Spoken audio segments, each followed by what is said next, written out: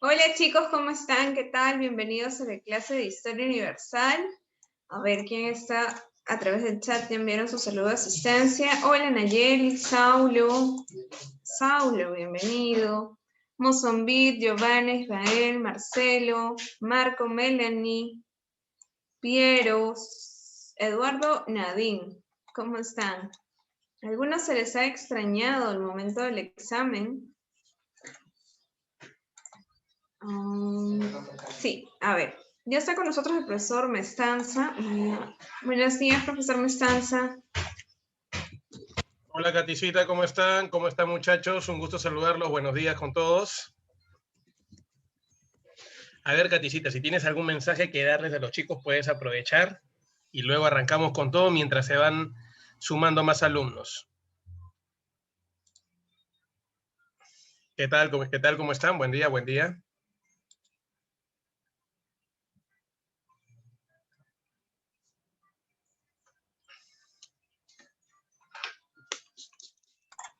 Bien, chicos. Buenos días, profe. Estaba solucionando mi audio porque yo no lo escuchaba por un momento. Ya. Pero creo que son mis audífonos. Ya. Bueno, recordarles, ya que a la primera hora solamente estábamos contados alumnos para rendir el examen, y dicho sea de paso, le hemos enviado una felicitación y además el acceso para que puedan ver una película, bueno, la película que ayer recomendamos al inicio de literatura, ¿no? La ciudad y los perros, porque van a tener más clases sobre Don Mario. Así que a quienes fielmente ingresaron a dar su examen de la semana, ya les ha llegado por mensaje de WhatsApp el acceso que les estoy brindando tan desprendidamente de mi propia cuenta, con la contraseña y todo, para que ingresen a ver solo esa película, ¿eh? No estar ahí. De acuerdo.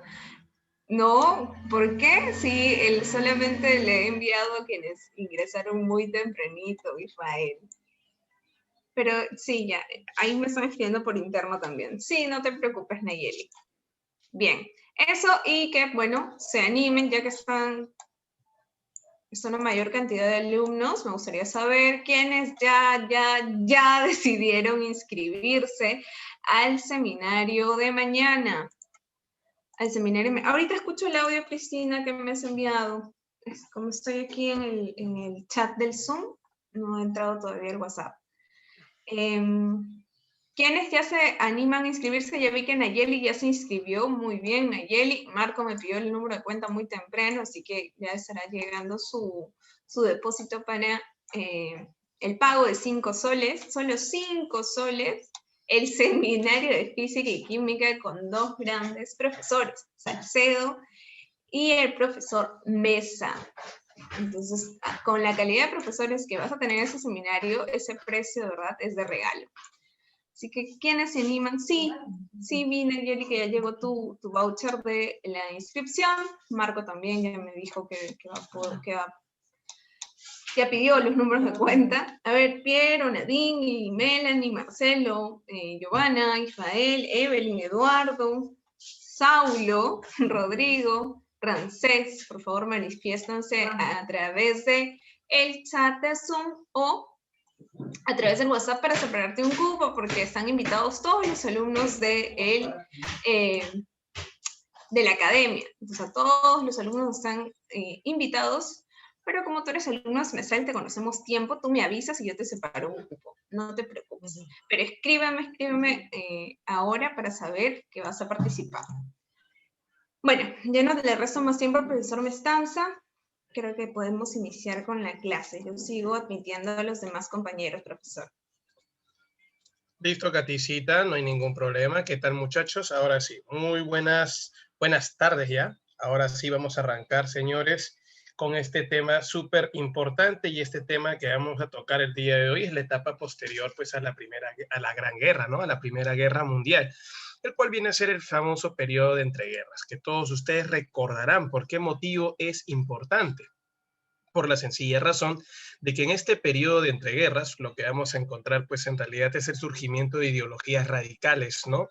Por ejemplo, hemos visto en un principio el triunfo del socialismo, ¿no? En Rusia, uno de los primeros, el primer país donde triunfa pues el socialismo y se establece un régimen socialista.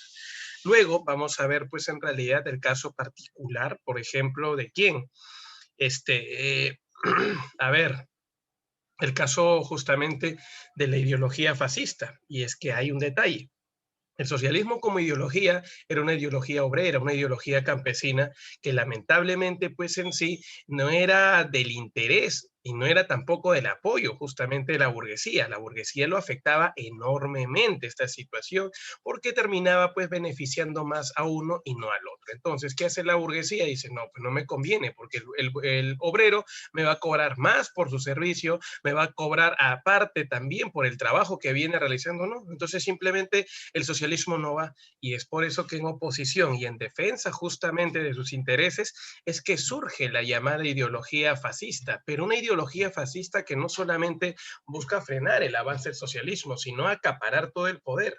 Y al tener ese objetivo de acaparar todo el poder, deja de ser solamente fascismo y pasa a ser una ideología de carácter totalitario.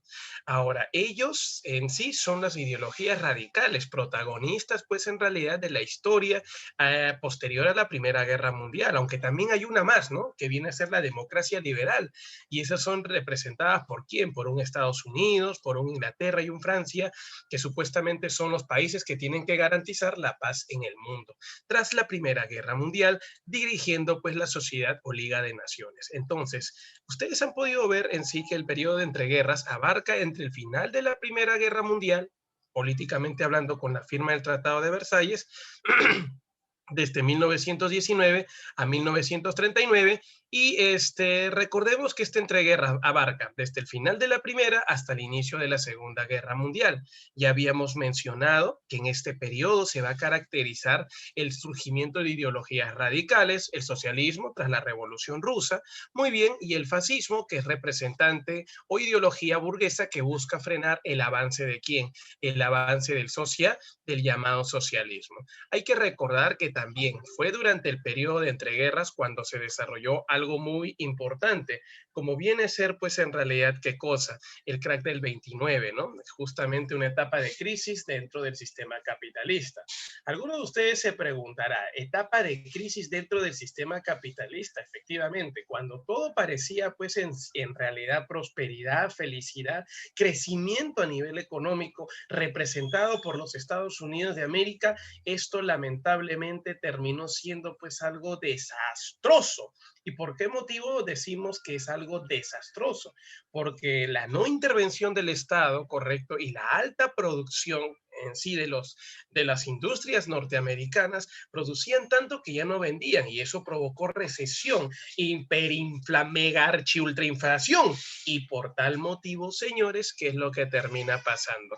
Simplemente el capitalismo entra en una etapa de crisis, arrastrando también a todo aquel país que dependía de Estados Unidos, caso por ejemplo Francia, Inglaterra, el mismo Alemania, Italia, pero no al socialismo de quién, de la Unión Soviética ya para ese entonces, para 1929, porque era socialista. Entonces, queridos y estimados alumnos, ¿sabían ustedes que estos acontecimientos, no? Repito una vez más, que el crack del 29, por ejemplo, termina siendo el acontecimiento, y espero que no se olviden, que permitió, ¿no?, lanzar una nueva propaganda a los países en sí, a los países de tendencia fascista, ¿no?, llámese Italia y Alemania. Ellos, te repito una vez más, empezaron a crecer, ¿correcto? Si bien es cierto, de a poquitos, dependen mucho de Estados Unidos y están en crisis, pero tienen un pequeño ahorrito, y ese pequeño ahorrito justamente va a ser utilizado para luego decir, ¿no?, señores, ellos se presentan como los salvadores, ¿no?, de la crisis. Señores, ante la situación de crisis que vive nuestro Estado y nuestro país,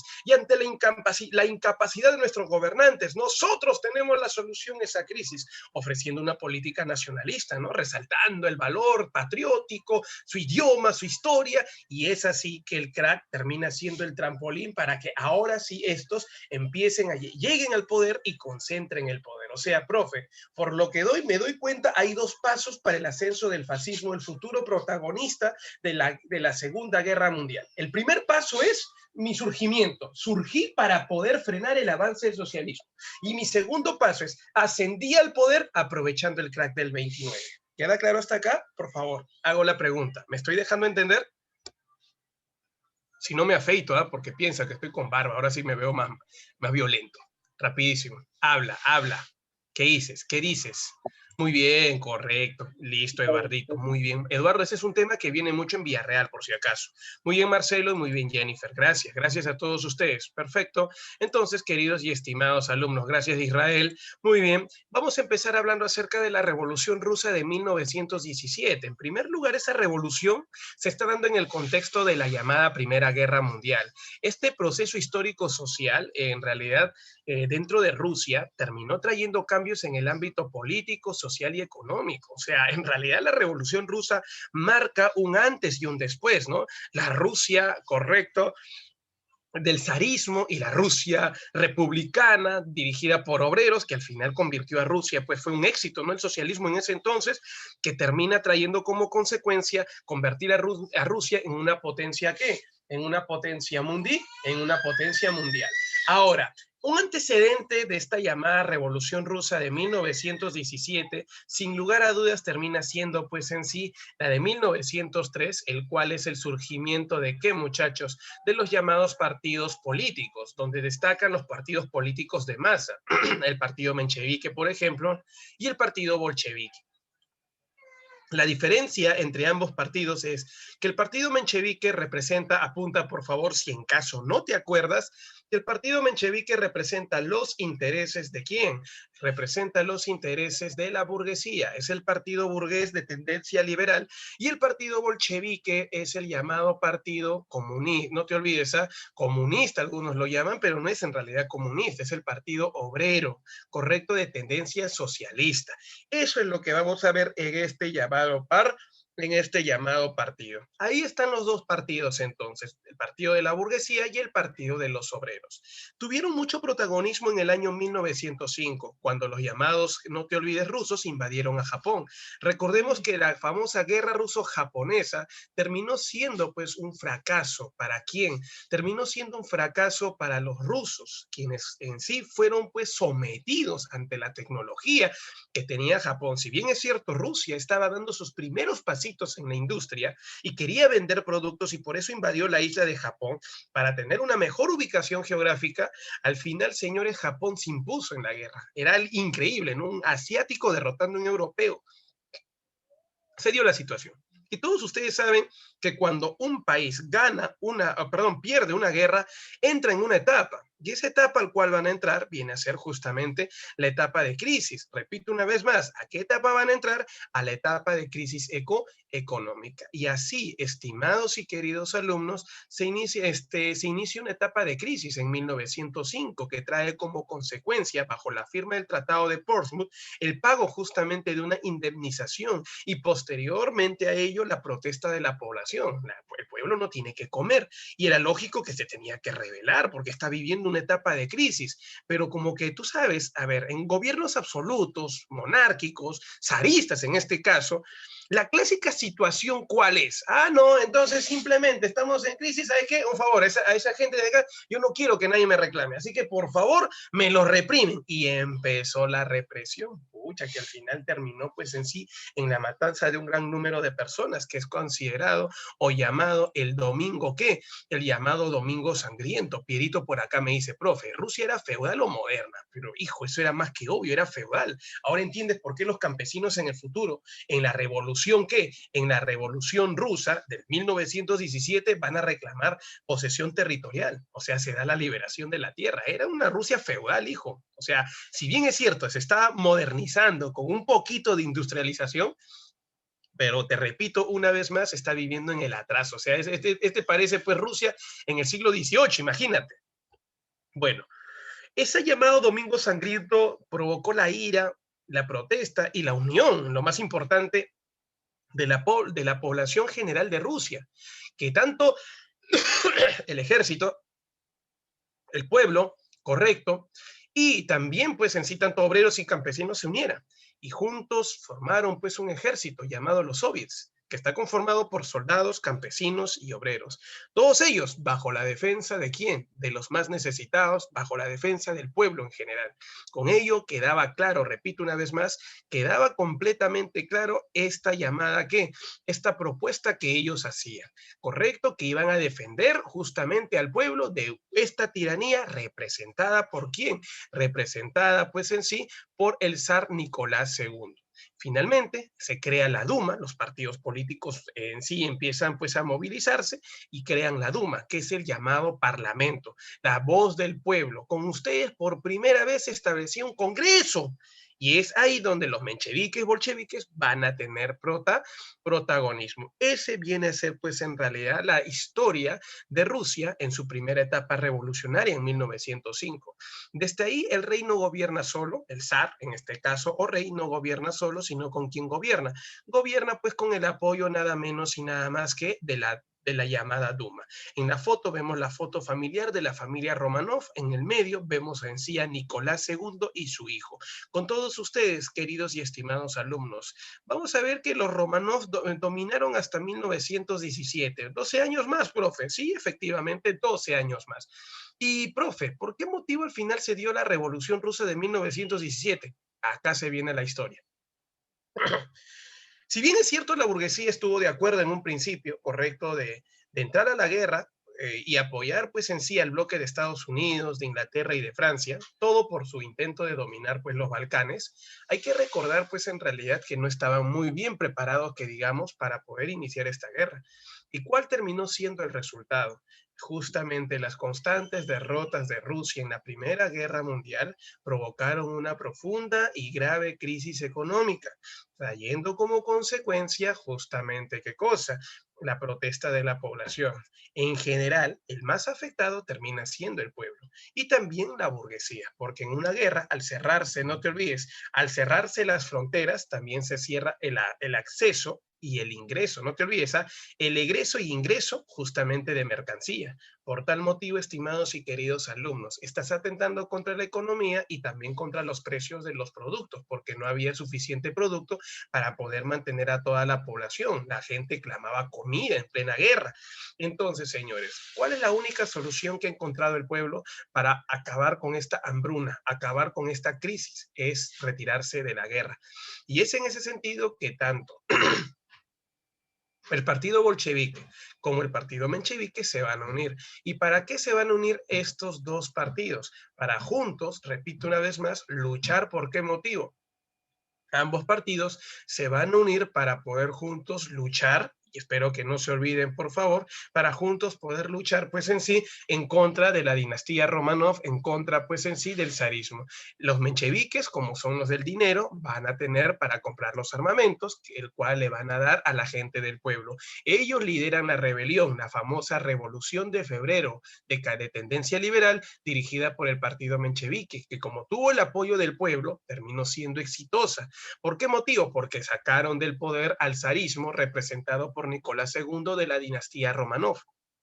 Una vez que la dinastía Romanov fue sacada del poder, el siguiente paso fue establecer un sistema político. político. Tanto la burguesía como también en sí los obreros estaban de acuerdo con que Rusia tenía que tener un sistema presidencial, o sea, un sistema republicano.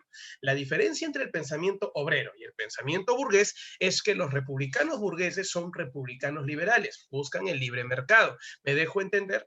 Esta situación era lógico, ellos han ganado, así que ellos son los que van a decidir el modelo político. Y como te había mencionado, deciden pues en sí seguir el modelo liberal. ¿Cuál fue la consecuencia de todo esto? Que convocaron elecciones y en estas elecciones de abril de 1917 lo gana Alejandro Kerensky. Cuando Alejandro Kerensky llegó, lo que la población en su conjunto esperaba, ¿qué cosa era? Efectivamente, pues en sí, acabar con la guerra. Ya, señor.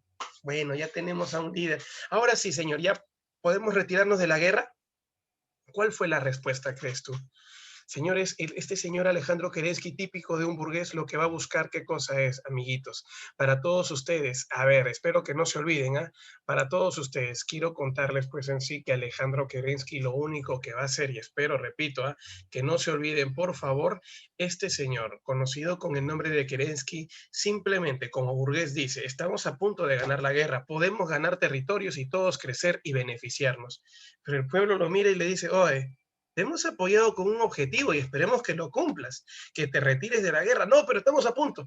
Al final, Kerensky dijo, no vamos a retirarnos de la guerra, vamos a continuar. O sea que ustedes nos han hecho luchar, sacar al zarismo para que tú te acomodes bien rico en el poder y nosotros nos sigamos muriendo de hambre. ¿Sabes qué? Señor, si usted no lo hace por las buenas, lo haremos por las malas. Recuerda entonces que los obreros se organizaron porque Kerensky adoptó una política contrarrevolucionaria y de esta manera los obreros, correcto, que tenían en la cárcel a su líder, Vladimir Ilich Ulyanov, en sí lograron mínimo que los mencheviques los dejaran libre. Y tras dejarlo libre, Lenin en sí terminó pues en realidad reuniéndose con quién. Se terminó reuniendo nada menos y nada más que con los alemanes, los cuales, estimado y querido alumno, ¿qué cosa hicieron?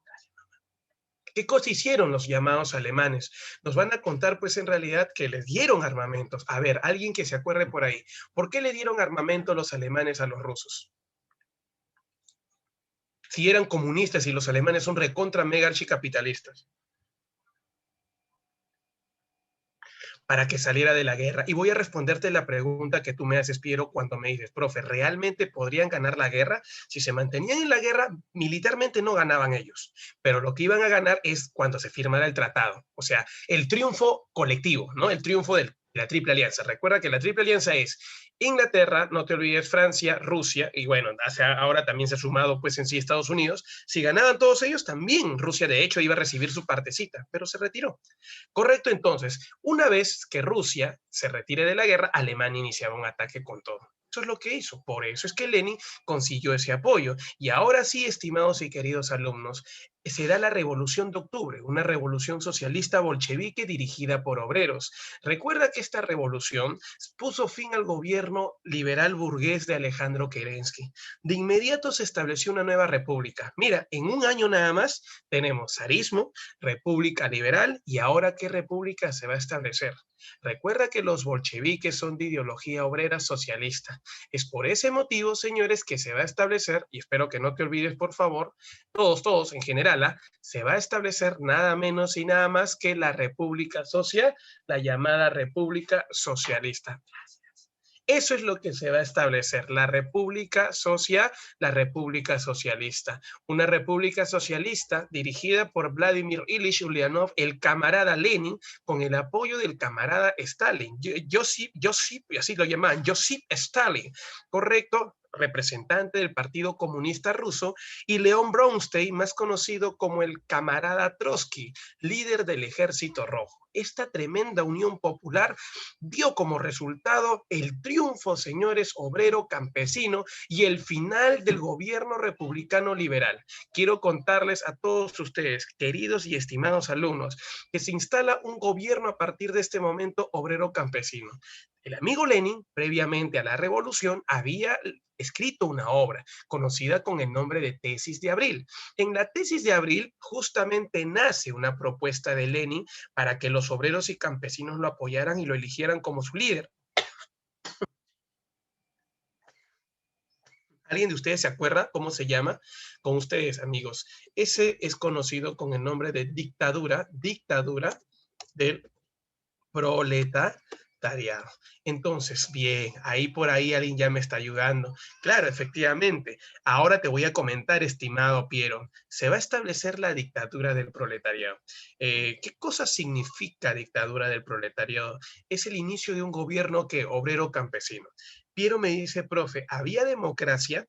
Hay un detalle, ¿no? Democracia en realidad no lo hay en general, porque no es la participación de todos. Si nos damos cuenta de manera particular, el decir dictadura del proletariado solamente acepta en el gobierno obreros y campesinos. O sea, señores, no hay democracia. ¿Queda claro, Pierito? No hay democracia. Y es que resulta que tiene que acomodarse, estimado Piero, ¿a qué? Tiene que acomodarse esta situación a los más necesitados. La democracia sería entre la gente del pueblo que ha sufrido por mucho tiempo el llamado despotismo, la tiranía de sus grandes representantes. Si bien es cierto, esto, correcto, debería ser abierto, lógicamente no lo iban a hacer porque recién acaban de salir de ¿qué? De una patraña, de un gobierno, correcto, absoluto, de un gobierno zarista, de un gobierno pro-burgués, y simplemente, señores, esto pues en realidad tenía que establecerse. Estimados y queridos alumnos, se establece la dictadura del proletariado. Lo inmediato que hizo en sí el llamado obrero fue retirar a Rusia, ojo, cumplir con la promesa, y en enero pues de 1918 retiran a Rusia de la guerra bajo la firma del tratado Brest-Litovsk. Bajo esa firma del Tratado Brest-Litovsk, Rusia se retira de la Primera Guerra, implica reconocer su derrota frente a los alemanes y con ello, estimados y queridos alumnos, la pérdida de algunos territorios como Finlandia, Ucrania, Bielorrusia. Entonces, quiero comentarles algo. Tras esa salida, en 1918, por si acaso lo pongo acá, 1918, estimados y queridos alumnos, ¿qué es lo que termina pasando? En Rusia hay un descontento de parte del zar, correcto, y de parte de quién. Y de parte de la burguesía y de parte de la burguesía. Quiero contarles a todos ustedes, estimados y queridos alumnos, que ante esa situación, ¿qué cosa se va a dar? Señores, que los zaristas, junto con los seguidores de la burguesía, se van a unir y van a formar un ejército, al cual se le conoce con el nombre de Ejército Blanco, ¿correcto? Zaristas y burgueses enfrentándose al Ejército Rojo Obrero. Te repito una vez más, al Ejército Rojo Obrero. Resultado, ¿quién ganó, profe, esa guerra civil de 1920? Terminó siendo el triunfo, señores, ¿de quién? De los llamados obreros. Y así la unión hace la fuerza, se establece el llamado ¿qué? No te olvides, oficializa el gobierno proletario. Los soviets salieron a las calles y garantizaron efectivamente el triunfo obrero y campesino. De esta manera, el ejemplo de este movimiento obrero campesino fue seguido por los países que estaban alrededor de Rusia, los cuales decidieron unirse a Rusia y juntos liderar el mayor proceso y el mayor ¿qué, muchachos? Y la mayor difusión del pensamiento obrero proletario. Con todos ustedes, varios países se unen a Rusia bajo el núcleo de Rusia con la idea del llamado ¿qué? Socialismo, pero dirigido por los soviets, soldados, campesinos y obreros. Así en 1921, tras la guerra civil, dejan de llamarse Rusia y pasan a llamarse la Unión de Repúblicas. República significa varios países. Unión de Repúblicas Socialistas Soviéticas. ¿Queda claro? Esta Unión de Repúblicas Socialistas Soviéticas inicialmente fue dirigido por ¿quién? Inicialmente era lógico que iba a ser dirigido por Lenin, quien establece como plan político el famoso NIP, el famoso Nuevo Plan Económico o NIP Economic Plan, señores, correcto, con el cual él establecía la reestructuración de la economía y la política soviética. Pero hay un detalle importante, lamentablemente 3 años después, Lenin muere y al morir Lenin, correcto, en 1924 asume el poder Joseph Stalin. Acá probablemente alguno de ustedes puede dudar y decir, profesor, disculpe, ¿y qué fue con Trotsky? Ah, es que verdaderamente, y acá Pierito hace un gran aporte cuando dice, profesor, Trotsky en realidad era el verdadero sucesor, pero fue exiliado ¿a dónde? A México, y es que ya empieza la pugna por el control político pues en sí de la Unión Soviética, del Partido Comunista de la Unión Soviética, del PCUS, correcto, y Stalin no quiere competencia, así que los manda pues en realidad inclusive a matar a Trotsky. No sé si alguno de ustedes recordará, lo mandó a México y ahí lo terminan pues matando para que el roche sea menor, ¿no? Para que porque si lo mato en Rusia puede haber un levantamiento. Ahora, entre Stalin Y Trotsky, ¿quién era más radical? ¿Alguien de casualidad ha leído por ahí? No, no, no, Macha no. ¿Se habla de qué? De que fue asesinado con un veneno.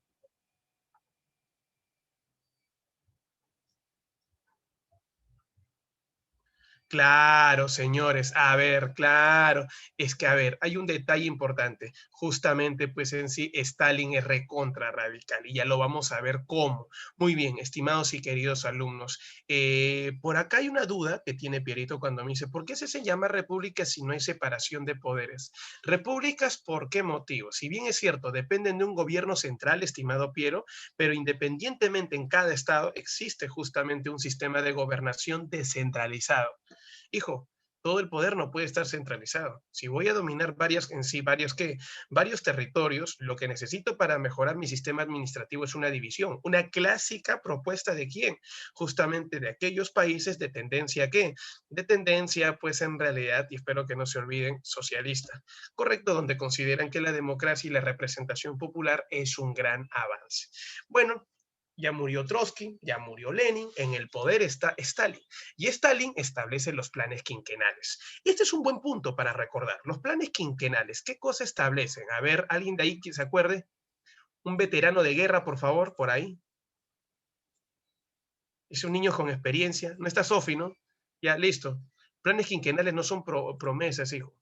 A ver, por ahí, Ana María, Anastasio, por ahí, Cristina, Eduardito, Evelyn, Jean-Pierre, Giovanita, ya, Giovanita, tú misma eres, ¿ah? Por favor. Israel Cerrón, Jennifer, Marcelito, Marco, Melanie, Nadine, Omar, Piero, Ramsés, Rodrigo, perdón, Saulo y Sofía. Ahí está, también está Sofía, menos mal, porque yo pensaba que no estaba Sofía. Marcelo dice que un proyecto de cada 15 años. No, convertir a Rusia en una potencia. Eso sí, de hecho, pero dije justamente y acá Piero, correcto, señores. Es un proyecto que establece, y gracias Evelyn, es un proyecto que establece el desarrollo, correcto, y la potencialización de quién, justamente de Rusia, cada cuánto, cada 5, no te olvides, vamos a poner acá, cada 5 años. Muy bien, vamos a poner acá, cada cinco años. Muy bien, señores. Sí, efectivamente, cada 5 años ellos lo que buscan es un avance dentro de la Unión Soviética. Dejar de lado esa figura del pasado de que somos un país con retraso y, lógicamente, convertir a Rusia en una gran potencia mundial. Convertir, correcto, a Rusia en potencia. Pero mira lo que trajo eso como consecuencia. Recordarán ustedes, en realidad, que convertir a Rusia en potencia mundial significaba una serie de ¿qué, muchachos? Una serie de cambios dentro de toda la llamada ¿qué, muchachos? Dentro de toda la llamada, pues en sí, cultura de Rusia. En primer lugar, en Rusia era típico, ¿no? La chela, por ejemplo, el alcoholismo, la prostitución, correcto, los robos, como en muchas sociedades desde la antigüedad. Entonces, él dijo algo. La primera pregunta que se hizo fue, ¿cuántas escuelas tenemos? Y la respuesta fue sorprendente, tanto, muy poco, dijo. ¿Cuántas universidades? También tanto, muy poco. Y finalmente, ¿cuántas fábricas tenemos? Tanto. Señores, ya entiendo por qué fuimos derrotados en la Primera Guerra Mundial, porque simplemente no hemos desarrollado ciencia, porque nunca nos hemos preocupado por el desarrollo de la sociedad. Y la pregunta fue, ¿cuántos penales tenemos? Penales, donde las penitenciarías, donde están los presos políticos, presos, sí, todo tipo de presos, ¿dónde están? Señores, tanto, o sea, aguanta, tenemos más penales que universidades. Ahora entiendo por qué estamos por debajo, correcto, por debajo justamente de los países de Europa, porque mantenemos, ojo, mantenemos a parásitos que no hacen ningún bien a la sociedad, pero qué rico, no le damos educación a nuestro pueblo. Nuestro gobierno a partir de este momento es un derecho fundamental, correcto, de que varón, mujer, desde muy niño hasta adulto, reciba educación, educación de calidad, una educación que posteriormente se va a separar en arte y en ciencia y tecnología. Resultado, aquellos que tienen habilidad artística, potenciaremos su arte. Aquellos que tienen habilidad, ¿qué? Científica, vamos a desarrollar la ciencia, porque necesito científicos para abrir más fábricas. En vez de vender nuestros productos al exterior, nuestra materia prima, lo vamos a convertir y recién lo vendemos al exterior. Le aplicamos el famoso valor agregado. Ganamos más y seguimos beneficiando más. Señor, disculpe, ¿qué hacemos con la cárcel? Mátenlos a todos. En varias noches, señores, la matanza de todos los llamados presos, porque decían que ellos no eran un bien para la sociedad. salían, al final terminaban siendo lo mismo. Señores, fue radical, sí, su decisión fue radical, pero mira lo que hizo. Señores, toque de queda, 10 de la noche, nadie salía. Ahí sí obedecía, porque sabían que después de enterarse de que mataron a toda la gente del penal, iban a poder morir de un balazo. La gente entendió. ¿Tú crees que no, toque de queda, no importa, la reunión, la chela lo pongo en mi jato, no pasa nada, ven nomás, compadre, en la jato no nos pasa nada? Ah, sí, no pasa nada. También había ley seca. La gente no podía meterse sus chupetas, solo en determinada fiesta. El llamado, pues en sí, gobierno obrero permitía todo eso y finalmente, campeón, ya para poder eso, también acabó con la prostitución. Así que cada quien en sí tiene que buscar el llamado beneficio y crecimiento de la sociedad rusa. Tenemos que cambiar primero nuestros hábitos y nuestra educación. Pasamos de eso, ahora sí, vamos con la educación de todos y vamos a ¿qué? A invertir en la ciencia. El resultado, se ponían la meta cada 5 años. Fueron 15 años hasta 1939 que se inició la Segunda Guerra Mundial. Y te puedo contar algo, sí lo logró, convirtió a Rusia en una potencia, tanto así que Hitler arrugó, por ejemplo, después de la invasión a Polonia, iniciar una guerra con Rusia, se firmó un tratado, no sé si alguno de ustedes recuerda, de un pacto de no agresión. Luego, recién, ya después de su fracaso allá en la zona de Inglaterra, recién va con todo y ataca a Rusia, y es en Rusia donde termina perdiendo. Por ese motivo, señores, ahí está el llamado, los llamados planes quinquenales y el deseo de Stalin por convertir a Rusia en una gran potencia mundial, que justamente lo logró. Queridos y estimados alumnos, hasta acá, ¿me deja entender? Van tomando una captura de pantalla y me van indicando si me estoy dejando entender. Muy bien, Nadine, correcto. Gracias, Evelyn. ¿Quién más por ahí también? Listo, Marquito, Israel. ¿Cómo vamos entonces, Sofi? ¿Todo bien? Ana Mariana me dice que sí, todo perfecto. Sofi, ¿qué tal? Vamos, rapidísimo. Giovanita, ¿cómo vamos? Jennifer dice que sí, está clarísimo. Perfecto. Vieron, me dice, acá es una pregunta, gracias, Paulo. Me dice, ¿es necesaria una dictadura para hacer crecer de manera rápida un país? Si tienes las ideas claras, efectivamente. Si hay ideas claras, repito una vez más, sí lo puedes hacer. Una dictadura podría establecer un régimen, un cambio, una especie de qué, una situación directa, pero es muy difícil. En las dictaduras actuales, cuando estamos hablando de una sociedad corrompida, difícilmente vas a hacer eso. ¿Correcto? Cuando te hable, por ejemplo, del caso de Corea, es realmente alucinante lo que pasa en Corea del Norte, ¿no? Si bien es cierto, hay parcialmente un desarrollo científico, pero lamentablemente es como el comunismo que se quiso establecer con Abimael Guzmán acá en el Perú. Y lamento decirte pues que ese fue un comunismo falso, mientras que en Rusia sí vimos un comunismo verdadero, así como en China, ¿no? Donde todos se beneficiaron. Lamentablemente en estos países lo que hay es dictadores que utilizan el comunismo como una especie de figura para convencer al pueblo, florearles bien bonito y después vivir como ricos. Tú ves al gordo ese, pues en sí, de Kim Jong-un, correcto, el nuevo líder que tiene pues la dictadura de Corea del Norte, y ese gordo vive pues en realidad pues como un rey, y su pueblo lo adora, los endiosan a su viejo, a su abuelo, que son los líderes pues en sí máximos, los han endiosado. En un principio probablemente pudo haber una buena idea, qué rico, ¿no? La propaganda lo muestra, pero tú ves la situación en realidad pues de la persona y lamentablemente es miserable en todo sentido, pero ¿cómo es posible que en un país comunista él tenga un gran palacio, unos 10, 15 palacios, tenga comida todos los días y otro grupo no lo tiene? ¿Dónde está el comunismo?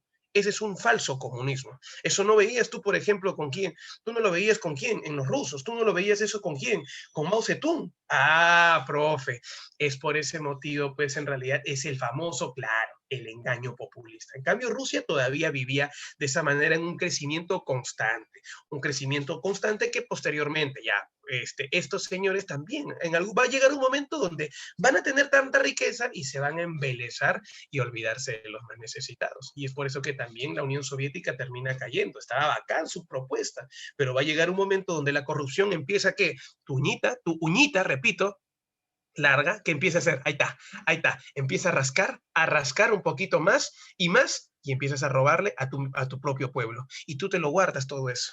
Es ahí donde tú empiezas a provocar. Si tú le robas la plata de tu propio pueblo a tu pueblo, lamentablemente va a llegar un momento cuando tu pueblo te diga, señor, necesitamos esto. Disculpa, no hay plata para ti. ¿Por qué? Porque tú mismo lo has robado y por tal motivo vas a provocar una crisis y posteriormente tu decadencia. ¿Te diste cuenta? Te he hecho un ejemplo recontra básico y elemental para poder entender lo que está pasando en la actualidad en aquellos países que dicen ser comunistas. comunistas. En el caso de Corea, en el caso de Cuba hay una situación bastante particular. No es tan radical que digamos. Sí se han dado ciertas situaciones, pero no es tanto, pues, de endiosarlo al nivel de Corea del Norte. A Fidel, por ejemplo, lo vemos como un político viviendo como tal, pero nunca lo hemos visto, pues, en realidad, pues, wow, con excentricidades. Lo del Rolex, por ejemplo, es algo particular, ¿no? Profe, el Estado puede mandar a matar a los presos, es que lamentablemente nosotros formamos parte de un documento, correcto, internacional. Hemos firmado, pues, en sí, un documento internacional, claro, el Pacto de San José, donde lamentablemente Estados Unidos no pertenece a ese, por ejemplo, y por eso establece, pues, la pena de muerte. Si Perú se retira de ese Pacto de San José, tranquilamente puede hacerlo y puede establecer justamente la matanza, pues, en realidad, no solamente de ellos, sino también de los presos políticos. Entonces, estimados y queridos alumnos, Argentina no sé cómo puedes llamarlo política socialista actualmente. Es todavía una política capitalista observada desde distintas aristas, ¿no? Entonces, eso es lo que termina pasando, estimados alumnos. En realidad, el tema político de entreguerras es bastante particular. Bueno, señores, la dictadura proletaria, el socialismo está avanzando. Ha avanzado grandemente a pasos agigantados y esto no le conviene, como te dije, a los países socialistas, perdón, a los países burgueses, que en el futuro van a ser llamados fascistas. Pero vamos a ver qué contribuyó el fascismo a llegar al poder. Antes de avanzar, por favor, una captura de pantalla rápida y gracias por estar aportando bastante en esta clase. De verdad me sorprenden todos ustedes porque sí, estamos ahí, estamos avanzando de forma correcta. No ha entrado hoy día brisa, ¿no? Ya, a ver, rapidísimo. Listo. Ya, muchachos, pasamos entonces a la siguiente diapositiva. Una consulta, va quedando claro, ¿no? Todo lo que estoy mencionando. Niños, pregunta, ¿queda claro? Listo, señores, gracias, Saulo, Evelyn, correcto, ahí está. Marquito, Marcelo, Melanie, muy bien, señores. Listo, vamos a hablar acerca ahora de la crisis del capitalismo. Otro hecho que motivó el surgimiento de quién? Del llamado, no te olvides, por favor, la llegada y el ascenso al poder del llamado, pues, fascismo. Recordemos que la crisis del capitalismo tiene como sus antecedentes el final de la Primera Guerra Mundial y la hegemonía económica de los Estados Unidos y de Japón. Ojo, si bien es cierto, ahí dice solamente Estados Unidos, pero también hay que recordar que se está viviendo la hegemonía política de quién? La hegemonía política y económica, perdón, de Japón. Estados Unidos y Japón. Ahora, la mayoría de países durante esa época dependían enormemente de la economía de quién? De los Estados Unidos, ¿correcto? La economía, pues, europea.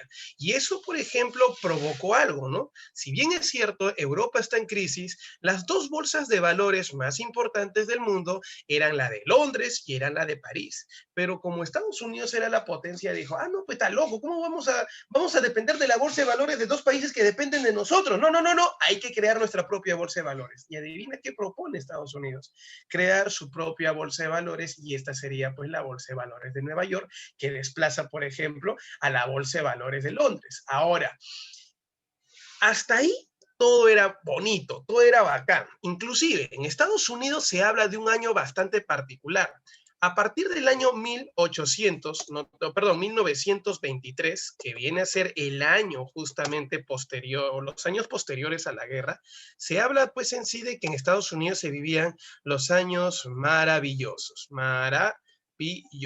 correcto. No estoy hablando de Kevin Arnold y Winnie Cooper, por si acaso, Estamos hablando, pues, de los buenos años, justamente. ¿Qué cosa, muchachos?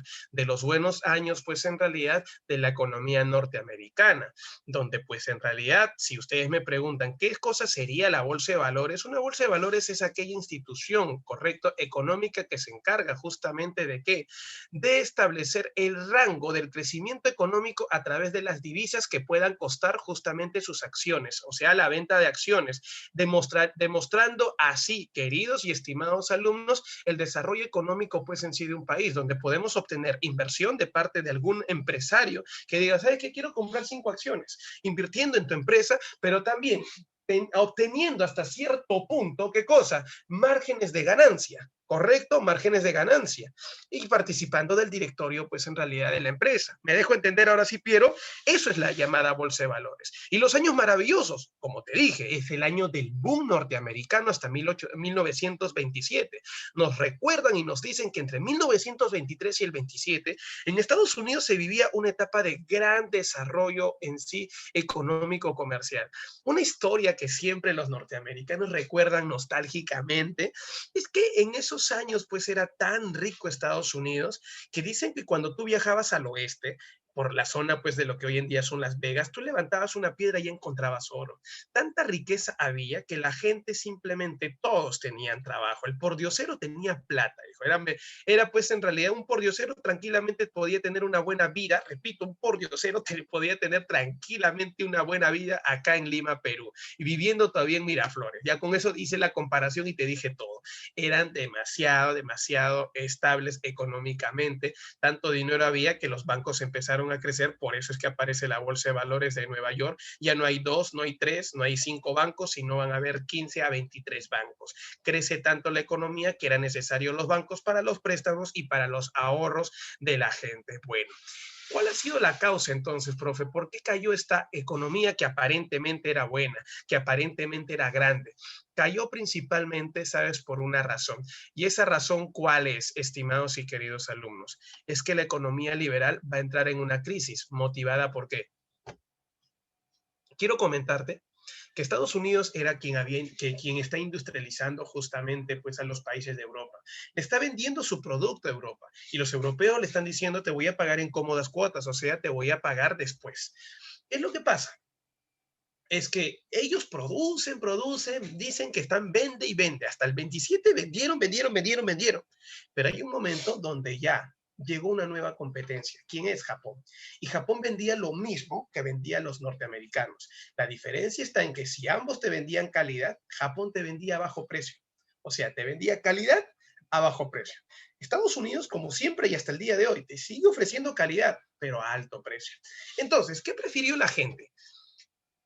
Prefirió en realidad seguir pagando por calidad y un alto precio o calidad, un bajo precio. Era lógico que iban a aceptar el bajo precio, bueno y barato, como dice Nadine Rosales. Entonces, queridos y estimados alumnos, Japón desplazó justamente del comercio internacional a los norteamericanos y de esta manera las empresas norteamericanas empezaron a bajar su producción.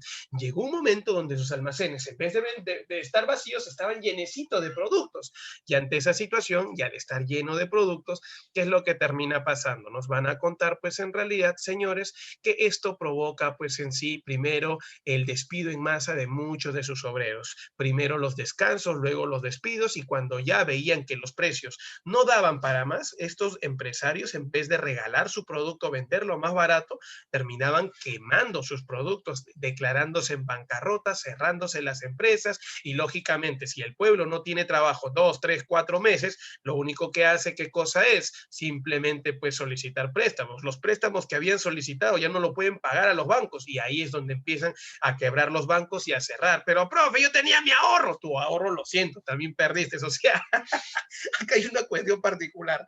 El banco le dio de préstamo pensando ganar un interés a una persona X. Esta persona X ante la crisis no tiene trabajo y no tiene con qué pagar. Señor, ¿con qué le voy a pagar si no tengo plata? Entonces se va a la miércoles. El banco no cobra ni su interés y no cobra lo que ha prestado. Al no cobrar su interés y al no cobrar lo que ha prestado, entonces la pregunta es, tú vas y dices, señor, yo soy la persona Y, persona Y, disculpe, señor, quiero recoger mi plata, ya no quiero ahorro, no importa, no me dé ningún interés. Señor, lo sentimos, la gente de allá no ha pagado, nosotros trabajamos con su dinero, también usted. El banco se declara en bancarrota. Resultado, tú eres una persona de plata, por la culpa del misio también te quedaste misio. Y el banco, que era recontra rico, algunos se salvaron, pero otros terminaron entrando en una profunda crisis económica. O sea, profe, la sobreproducción industrial produjo desempleo. El desempleo, la especulación financiera y posteriormente el endeudamiento de la población y el no pago de sus deudas. Así, estimado y querido alumno, ¡plum! Empezó a caer el valor, repito, de las acciones de quién, de los bancos.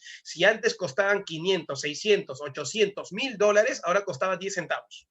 Ojo, 10 centavos una acción de un banco.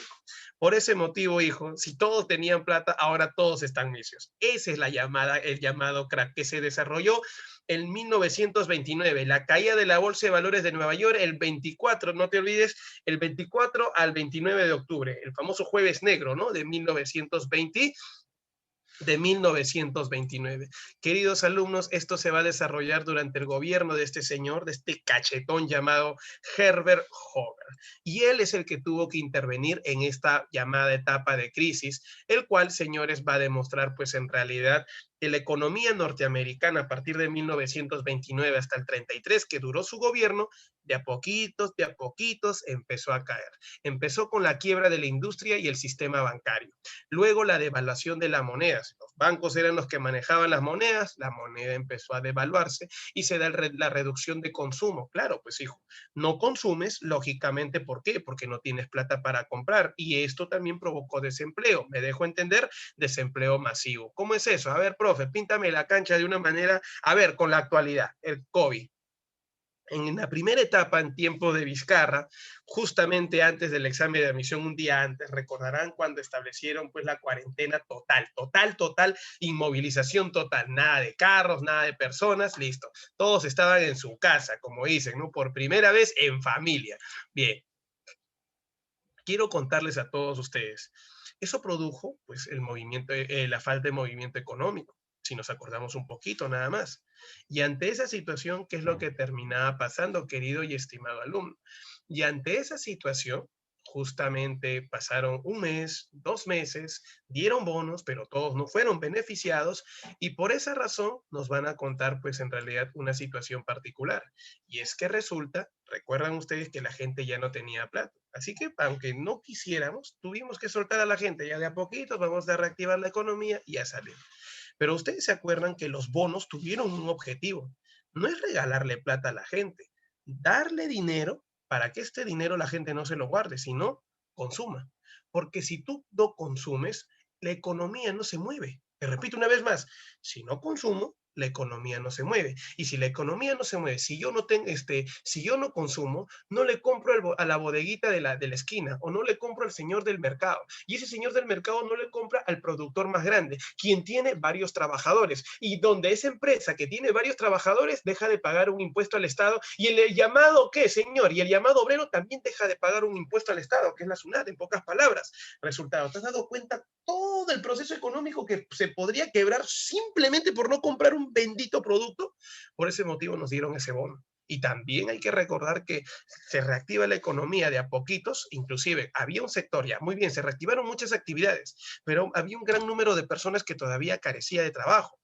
¿Qué hizo el Estado? No le empezó a dar trabajo para, no sé, hacer cualquier tontería, obras públicas, limpieza del barrio, con esos señores que estaban con unos politos rojos, el Reactiva Perú, claro, estimado y querido alumno, gracias Marcelo y gracias Nadine, esos señores le cobraban algo mínimo, algunos dicen, pero en mi barrio estaban durmiendo todo el rato, estaban jugando, tomándose selfie, lo que sea, pero han ganado un billetito, y ese billetito lo han utilizado para organizar la fiestita de su hijo, no sé si para meterse una chupística, pero igual, así se metieron una chupística, también contribuyeron a la reactivación de qué, de la economía peruana, hijo. Lo importante es que la economía continúe. Ahora te das cuenta cómo es que el Estado interviene en la actividad económica.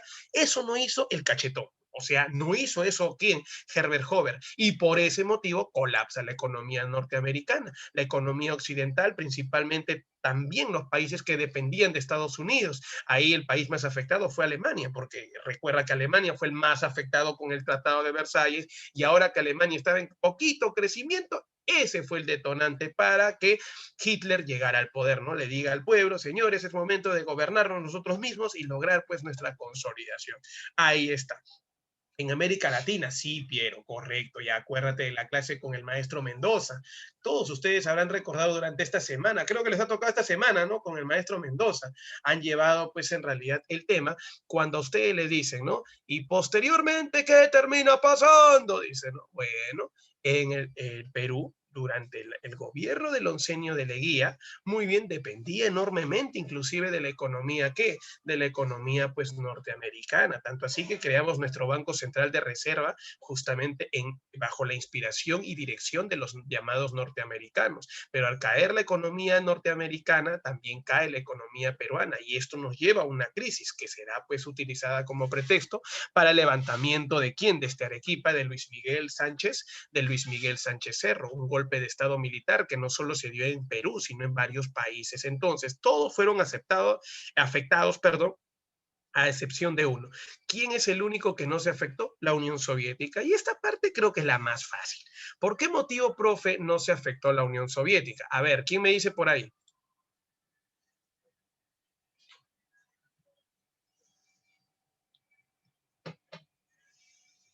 Ay, ay, ay. Necesitaba tomar agua, lo siento, disculpe.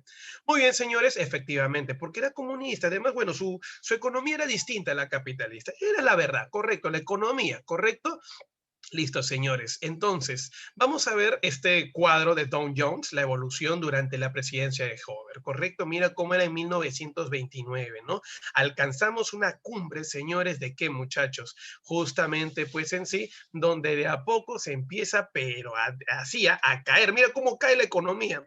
Un momento recontracrítico fue ya pues en el 33. Por ese motivo, el índice del desarrollo de producción, la producción pues en realidad de Norteamérica empieza a caer hasta el año 30 y mira, hasta el año 33. Ya después de eso se dan las elecciones en 1933, llega al poder Franklin Roosevelt, correcto, presidente de los Estados Unidos y de inmediato este señor, correcto, llamado Roosevelt, establece pues en realidad una alianza estratégica ideológica económica con un economista inglés llamado John Maynard Keynes, quien le dice, mi amigo, el error de tu país ha sido simplemente la no intervención del Estado. ¿Sabías tú en realidad que el Estado tiene que intervenir en el proceso económico? Repito una vez más, tiene que intervenir en el proceso económico, no de manera directa, pero de manera indirecta. ¿Para qué? Para salvaguardar los intereses económicos del Estado. Eso es lo que le va a decir. Y por eso, desde 1933 hasta 1939, se establece la política del New Deal, la reestructuración económica de Estados Unidos. Y es ahí donde le dice, presidente Roosevelt, usted tiene que generar la intervención del Estado como qué, como un ente regulador de la economía, las famosas medidas keynesianas. Como por ejemplo, usted tiene que aumentar el gasto público en construcción, dice, para generar empleo y dinamizar la industria local. Ese segundo punto que tú estás leyendo acá en la diapositiva, ¿quién lo aplicó en el Perú? Y hace muy poquito, hace un rato lo dije, ¿quién lo aplicó? Tienes que generar trabajo, repito, tienes que generar trabajo en lo que, viene a ser pues en realidad gasto público, no sé, en obras públicas, ahí está, pues, limpiaron tu barrio, no sé, le metieron un poquito de parche a la pista con huecos que hay en tu barrio, que parece pues en realidad un canal de guerra, etcétera. Claro, Nadine. Ya se dieron cuenta entonces cómo interviene la economía keynesiana, cómo interviene el Estado, eso es lo que quería que vean. Y desde ahí empezó a dinamizarse la economía norteamericana, se empezó de a poquitos a generar trabajo. La gran pregunta sería, ¿una consecuencia del crack del 29 fue la decadencia total del capitalismo o el fortalecimiento? Te acabo de poner solo dos alternativas. ¿Decadencia total del capitalismo o fortalecimiento? Bien, Nadine, gracias. Aunque lo dudes y aunque te parezca extraño, pero ¿qué cosa estamos viendo acá? Es el fortalecimiento del capitalismo. Tras este error, tras este fracaso, el capitalismo se termina fortaleciendo y se termina siendo tan, pero tan importante que posteriormente, hijo, espero que no te olvides, por favor, se hace tan grande que se enfrenta, ¿no? Enfrenta a la Segunda Guerra Mundial con mucho dinero, con mucha tecnología a propósito, con una sociedad norteamericana desarrollada y finalmente entra la Guerra Fría, y inclusive vence a la Unión Soviética. Listo, señores. Ahora la pregunta es, estos dos acontecimientos previos son justamente los acontecimientos madre de qué, muchachos? Los acontecimientos madre para el surgimiento de una ideología, el famoso totalitarismo. Queridos alumnos, mi pregunta es para poder pasar a la siguiente diapositiva. A ver, voy a preguntar hasta acá. A Eduardo Malma, a Jean-Pierre Mossombite y Giovanna Sofía López Limaimanta. A ver, me he dejado entender hasta acá Eduardo, Jean-Pierre, correcto, y Giovanita. Muy bien, Giovanna dice que sí. A ver, Jean-Pierre, por ahí estás, Jean-Pierre. ¿Cómo vamos, Jean-Pierre? ¿O tienes alguna duda? Eduardito, todo bien, me dice Eduardo, muy bien, listo, espero eso, por favor, ¿correcto? ¿Por qué motivo? Ya sabes que estamos próximos al examen de admisión. Ya en el caso de la uni ha dicho que va a hacer su examen de manera virtual.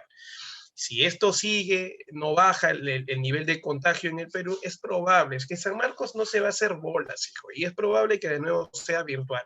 Tu educación durante todo este año va a ser virtual. Así que, hijo, no podemos perder tiempo. Y Villarreal también. O sea, Villarreal, ¿por qué no programa su fecha de examen? Simple, porque está esperando que San Marcos establezca ya la fecha final y Villarreal dice, ya muy bien, yo establezco mi fecha para después de San Marcos. Nada más, esa va a ser la situación. Ni fregando va a ser Villarreal pues antes de San Marcos, ¿correcto? Entonces, bueno, es que ahí ya son cuestiones bastante particulares, estimado Piero. Y si no es así, y si dicen que es presencial, ni hablar. Pero tú ya acá has resuelto todas tus dudas, ¿correcto? Listo, señores. Aunque yo me imagino, Piero, que ya el examen, si es virtual, ya no va a ser, pues en realidad, por ejemplo, para toda la mancha para que se cuelgue el sistema.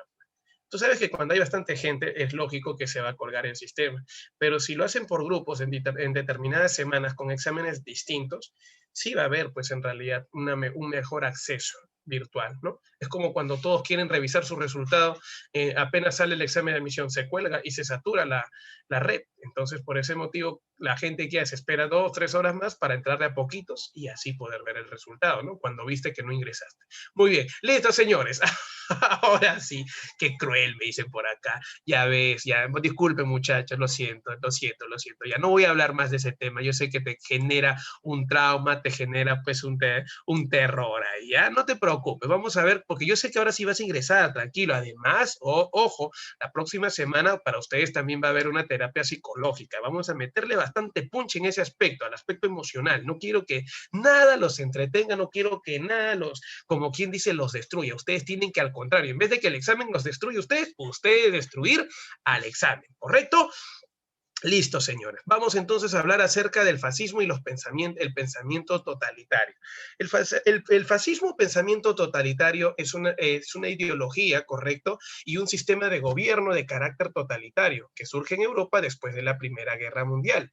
Es opuesto a la democracia liberal, o sea, no establece el reconocimiento de los poderes del Estado, ¿correcto? Y también se opone al comunismo, donde lo que busca principalmente, y acuérdate, por eso se llama totalitarismo, o sea, no reconoce la división de poderes del Estado, tampoco reconoce un gobierno obrero campesino, lo que sí establece es un gobierno absoluto, donde este gobierno absoluto, dirigido por un solo partido político, o sea, hablamos de un monopolio político, y por otro lado, por un solo líder, esto se va a amparar mediante un nacionalismo exacerbado. Van a utilizar la idea de la patria-nación, reivindicando sus valores culturales y decirle al pueblo, ¿cómo es posible que nosotros, que hayamos sido un imperio tan grande en el pasado, ahora somos dominados por pequeños países? ¿Me dejo entender?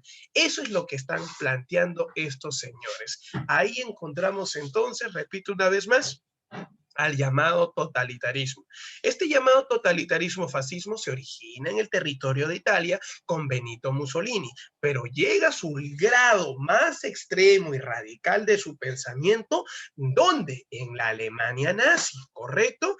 Ahora, una gran pregunta que siempre surge, ¿cuáles fueron las condiciones que generaron su desarrollo, aparición y crecimiento? Pero esa es la parte más fácil, hijo.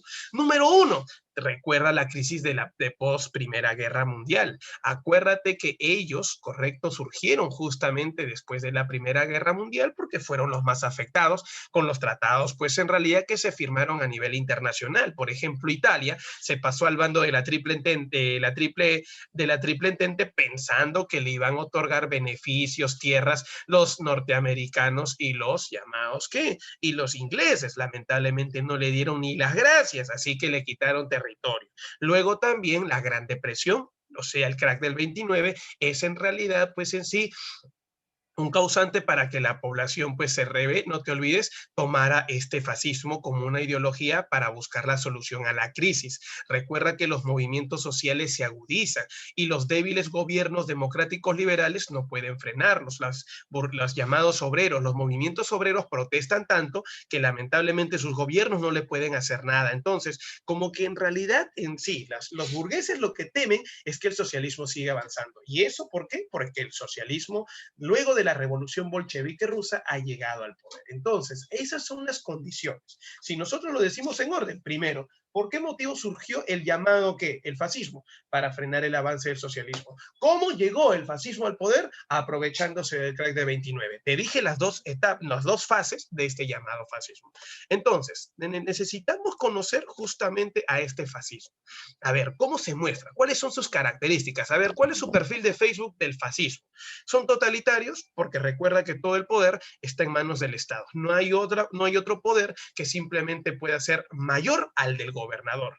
Antiliberal, está en contra de la libertad individual. Acuérdate que toda persona se subordina al Estado. En la práctica, por ejemplo, se anula la libertad de prensa. ¿Tú crees que Hitler iba a permitir que alguien publique algo en su contra? Mussolini que publiquen algo en su contra, nada que ver. Así que no hay libertad. Antidemocrática, son autoritarios, correcto, y para que pueda la gente entender su mensaje se utiliza bastante la fuerza, la famosa represión.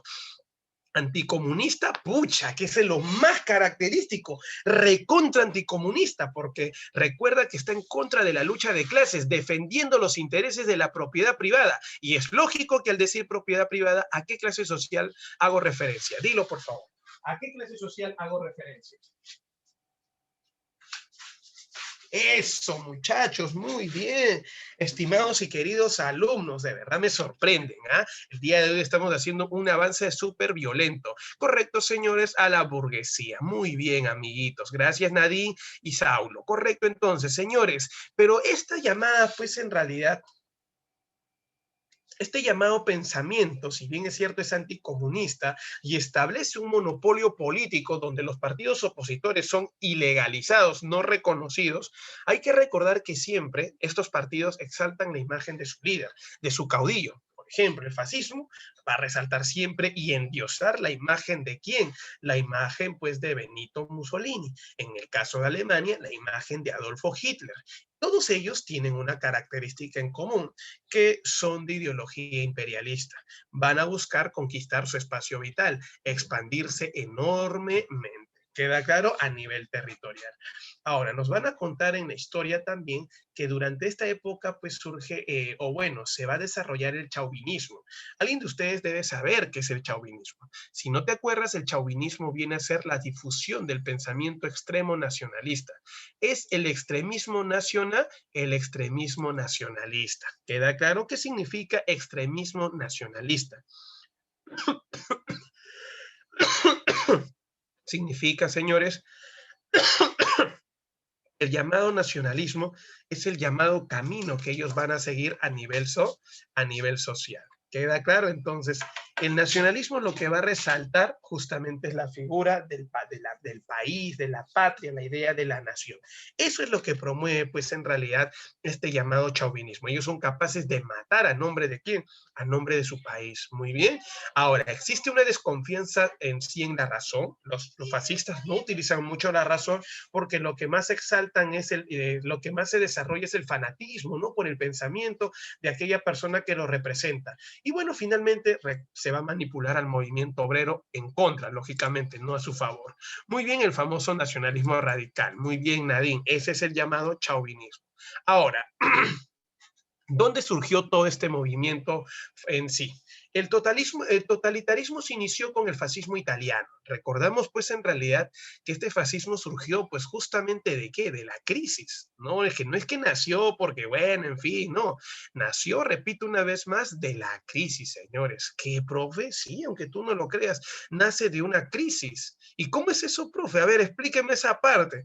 Y es que resulta, estimado y querido alumno, y espero que no te olvides, señores, esta crisis, correcto, que se va a desarrollar, está viviendo Italia, justamente es la crisis provocada por la falta, vamos a decir así, ¿no?, de apoyo hacia Italia. Italia ha formado parte de la Triple Entente, pero como te dije hace un rato, no le han dado ni siquiera las gracias. Es lógico que en la imagen del italiano y de Benito Mussolini, lo que existe, ¿qué cosa es? Un gran resentimiento. Repito una vez más, lo que va a existir es un gran resentimiento. Y cuando hablamos de resentimiento, lo que están promoviendo principalmente, ¿qué cosa es? Señores, para todos, por favor, para todos ustedes, es una profunda y grave crisis económica. De esta manera, estimados y queridos alumnos, vamos a encontrar pues en sí para todos ustedes justamente pues en sí qué cosa, señores, que la crisis italiana principalmente se está dando por el desencanto en la firma de los tratados de paz que no le han dado ningún beneficio a los italianos. Además que ha provocado problemas económicos relacionados con el paro y la inflación, el crecimiento de las fuerzas políticas revolucionarias, comunistas, correcto, y anarquistas que están en contra del Estado y que buscan el beneficio del llamado, ¿qué? De la llamada burguesía, perdón, el beneficio del llamado obrero. Y como el régimen, como la monarquía está, pues en realidad el régimen democrático está débil, entonces lo que dice Benito Mussolini es que ellos tienen, repito una vez más, tienen pues en realidad la solución, la fórmula para poder acabar con ello. Por eso, por estos acontecimientos es que aparecen los fascios. No sé si alguna vez, de ahí viene fascismo, pues hijo. Los fascios, ¿qué son los fascios? Son los grupos armados y uniformados ¿qué? Anticomunistas, antisindicales, que eran más conocidos con el nombre de los camisas negras, como que es un grupo, correcto, que representa los intereses a nivel militar de la llamada burguesía. Ellos, que eran en realidad, en pocas palabras, como una especie de guerrilla, ahora se van a formalizar y se van a convertir en un, ¿qué? En un partido, profe. O sea, eran como una especie de guerrilla que buscaban acabar con los líderes sindicales, con los líderes comunistas. Pero usted está tratando de decir que ahora ellos se van a convertir en un partido, ¿sí? Van a legalizar su partido. Y es así como nace el Partido Nacional Fascista Italiano, dirigido por Benito Mussolini. ¿Y cómo va a ser Benito Mussolini para acabar con esa crisis? Lo primero que tiene que hacer es llegar al poder, es lógico. Y para llegar al poder, él no lo hizo de manera democrática. No lo hizo, pues, en realidad, ¿a través de qué? De elecciones. Y entonces, ¿cómo lo hizo, profe? Este señor lo hizo mediante un golpe de qué? Mediante un golpe de un golpe de Estado. Y ese golpe de Estado, ¿cómo se conoce o cómo se llama? Se le llama la marcha sobre Roma. Repito una vez más, ¿cómo se le conoce? ¿Cómo se le llama? Marcha sobre Roma. Esta marcha sobre Roma se dio en el año 1922 hasta 1923. Mussolini, con ese golpe de Estado, señores, llegó al llamado poder. Tras llegar al poder se convierte en primer ministro de Italia. Tuvo protagonismo, por ejemplo, en 1929, cuando Italia se separa del Vaticano y firma el Tratado San Juan de Letrán, cuando permiten que el Vaticano sea un país independiente dentro de Italia, dirigido por el Papa. ¿Me dejo entender? Este señor en realidad gobernó democráticamente, si queremos llamarlo de esa manera, hasta 1929. Pero de 1929 en adelante, después del crack, ya era otra la situación, porque Benito Mussolini lo que va a buscar es la centralización, no te olvides, política.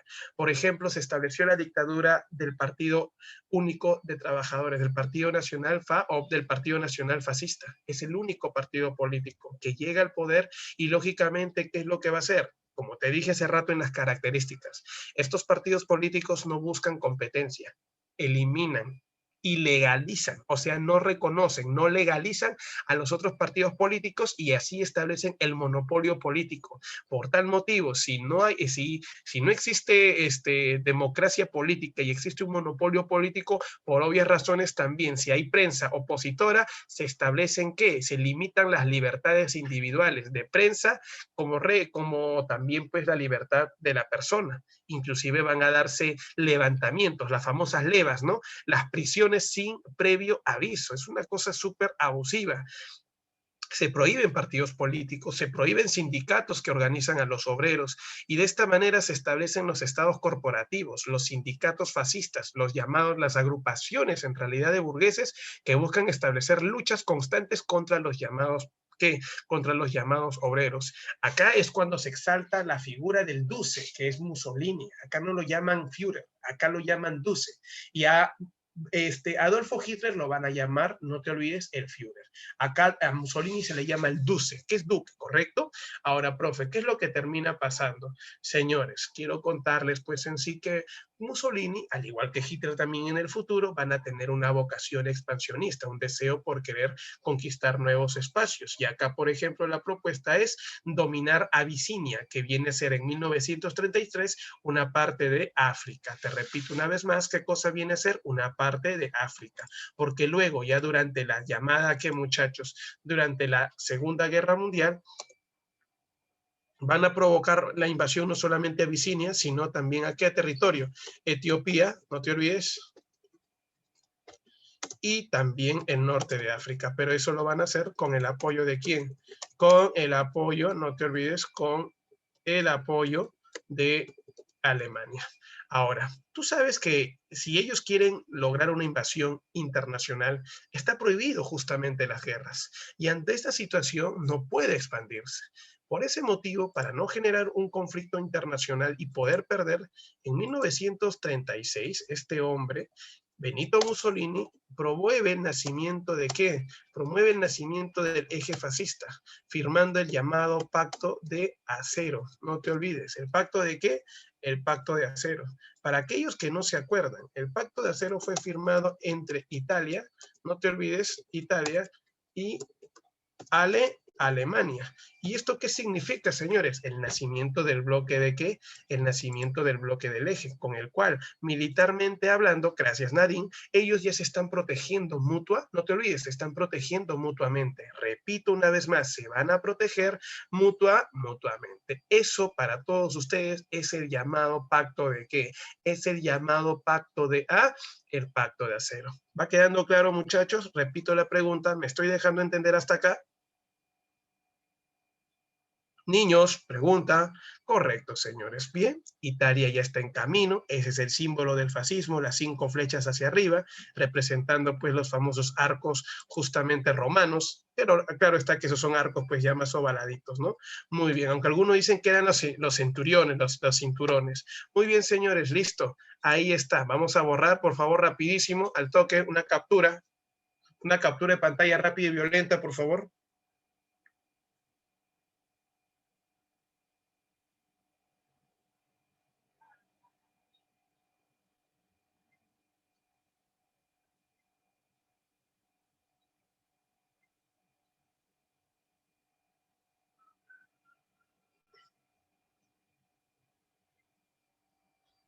Listo, señores, ya rapidísimo.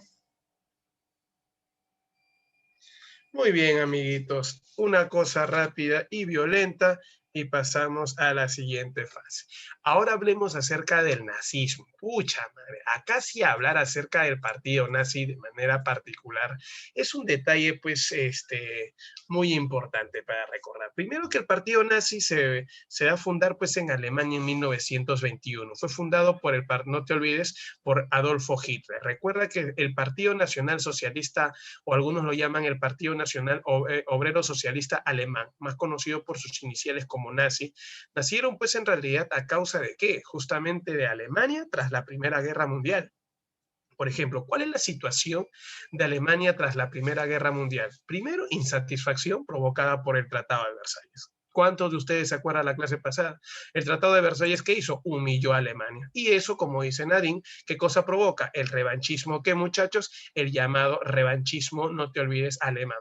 Buen detalle cuando Piero me dice, ¿por qué se dice que era socialista si era fascista? Era un nombre que hacía referencia a la sociedad, ¿correcto? No era socialista en sí en el término comunista, o sea, socialista de ser pues en sí marxista, no es socialista marxista, es un término nada más que utiliza. Muy bien, me dejo entender, hijo, por ese motivo, porque recuerda que hasta antes del partido nazi lo que existía allá en Alemania era la famosa socialdemocracia representada por la República de Weimar, ¿correcto? Pero es un término nada más. Muy bien, eso es lo que están estableciendo. Segundo, no solamente la insatisfacción provocada por el tratado, sino también la debilidad de su gobierno de turno, que es la República de Weimar.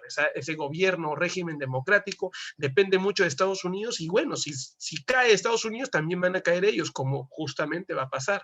Y las grandes dificultades económicas, ¿no? Uy, ay, ay, la pobreza era extrema en Alemania. ¿Sabías tú que Alemania Después de la Primera Guerra Mundial, al no tener una industria altamente desarrollada y estar totalmente empobrecida, varones y mujeres que durante esa época vivían en Alemania vivían del día a día. Y la única manera de sacar adelante a su familia era con el trabajo en conjunto. Por ejemplo, varón y mujer se dedicaban a algo. A veces los varones se dedicaban pues en sí al contrabando de ¿qué? De alcohol. El alcohol se vendía bastante y las mujeres a la prostitución. Aunque tú no lo creas, hijo, durante esa época cuando un padre tenía una hija, simplemente veía pues una mina de oro, porque sabía que al crecer esta chica lo podía vender al mejor postor y simplemente prostituirla. Una familia entera, la mayoría de familias, aunque tú no lo creas y te suene exagerado lo que te voy a decir, vivía de eso, de la prostitución. Era un buen negocio familiar durante esa época. Tu casa era un prostíbulo y así un barrio entero podía dedicarse a ello. Había una burguesía, de hecho que había alguna burguesía, pero estaba de a pocos creciendo. Quienes aprovecharon la crisis, por ejemplo, fueron los comerciantes judíos, y estos vendían pues productos de calidad a un buen precio, o sea, a bajo precio. En cambio, la burguesía alemana, ese es el detalle, lo vendía a alto precio, convirtiéndose justamente en competencia de los, en sí, ¿de quién? El judío convirtiéndose en la competencia del llamado, pues en sí, comerciante alemán, y eso no le gusta. Por ese motivo vamos a ver algo, una persona que tenía una ideología nacionalista, y era lógico, si era nacionalista, iba a defender primero los intereses de quién, del extranjero, del comerciante extranjero o del comerciante nacional. A ver, esa pregunta es fácil. Mira, qué bonita, hemos encontrado una idea. Claro, iba a defender primero justamente al comerciante nacional, y es ahí donde Hitler justamente primero, vamos a ver algo antes de ayudar justamente a la burguesía. ¿Qué hace? Intenta tomar el poder. Él ya está representando pues parcialmente a la burguesía. Intenta tomar el poder y fracasa, ¿no? Al estilo de quién, de Benito Mussolini. Hitler, Adolfo Hitler, lo hace pues en sí con la marcha sobre Múnich, que es más conocido con el nombre de la Putsch de Múnich. Esta Putsch de Múnich, correcto, llevó a Hitler a la cárcel, y estando en la cárcel con un poquito más de tiempo, Hitler lo que termina siendo, pues para algunos, no sé si alguno de ustedes recordará, es esto, ¿no? El amigo llamado Adolfo Hitler lo que termina siendo pues es algo bastante particular, y es pues ir a la cárcel, y en la cárcel con su llamado tiempo dedicarse a la escritura y a la lectura. Por ejemplo, en la lectura recibía mucha lectura filosófica de su paisano Friedrich Nietzsche, correcto, del cual justamente sacó la idea de que no existe Dios a través de la obra El Anticristo.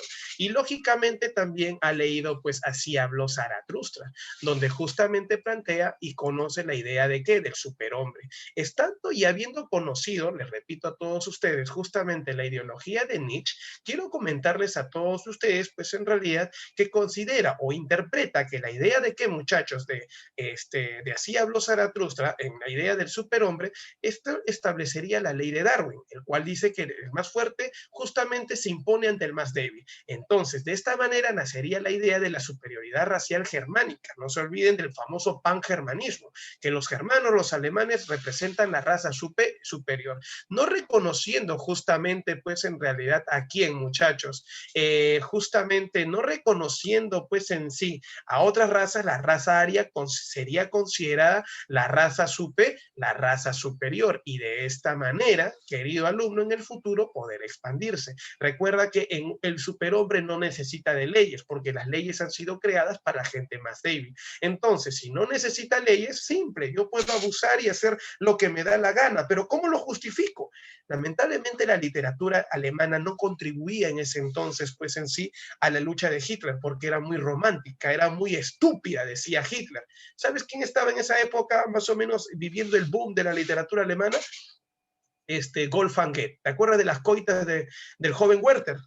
¿Se acuerdan o no? Ahí está, esa es su obra favorita de Piero, por ejemplo. Las coitas del joven Werther. Dice, ay, profe, me hace recordar a mi ex. Yo cuando me quedé, ahí está, mira, a Eli, dice. Claro, cuando se quiso suicidar, pues, pero yo le dije, Piero, por favor, no hagas eso. ¿Correcto? Sí, efectivamente, hijo. Es que es así la vida, no es para toda la vida la flaca. Mira, ¿quién es Nadine, hijo? Te presento, es una chica bonita, una chica estudiosa, va a una buena carrera. Ahí está, pues quién sabe, ¿no? Más adelante se pueden conocer. Muy bien. bien? Bueno, señores, mira, ya ves, profe, está jugando la de Cupido, me dicen acá. Señores, quiero contarles pues en realidad que en esa obra, lamentablemente, pues mucho romanticismo, ¿no? Mucho dolor, sufrimiento. Él leía, aunque tú no lo creas, a pesar de que era su enemigo ideológico, leía literatura soviética, ¿sí? Él leía literatura soviética. ¿A quién leía? Claro, pues Nadine, a Fedor Dostoyevsky.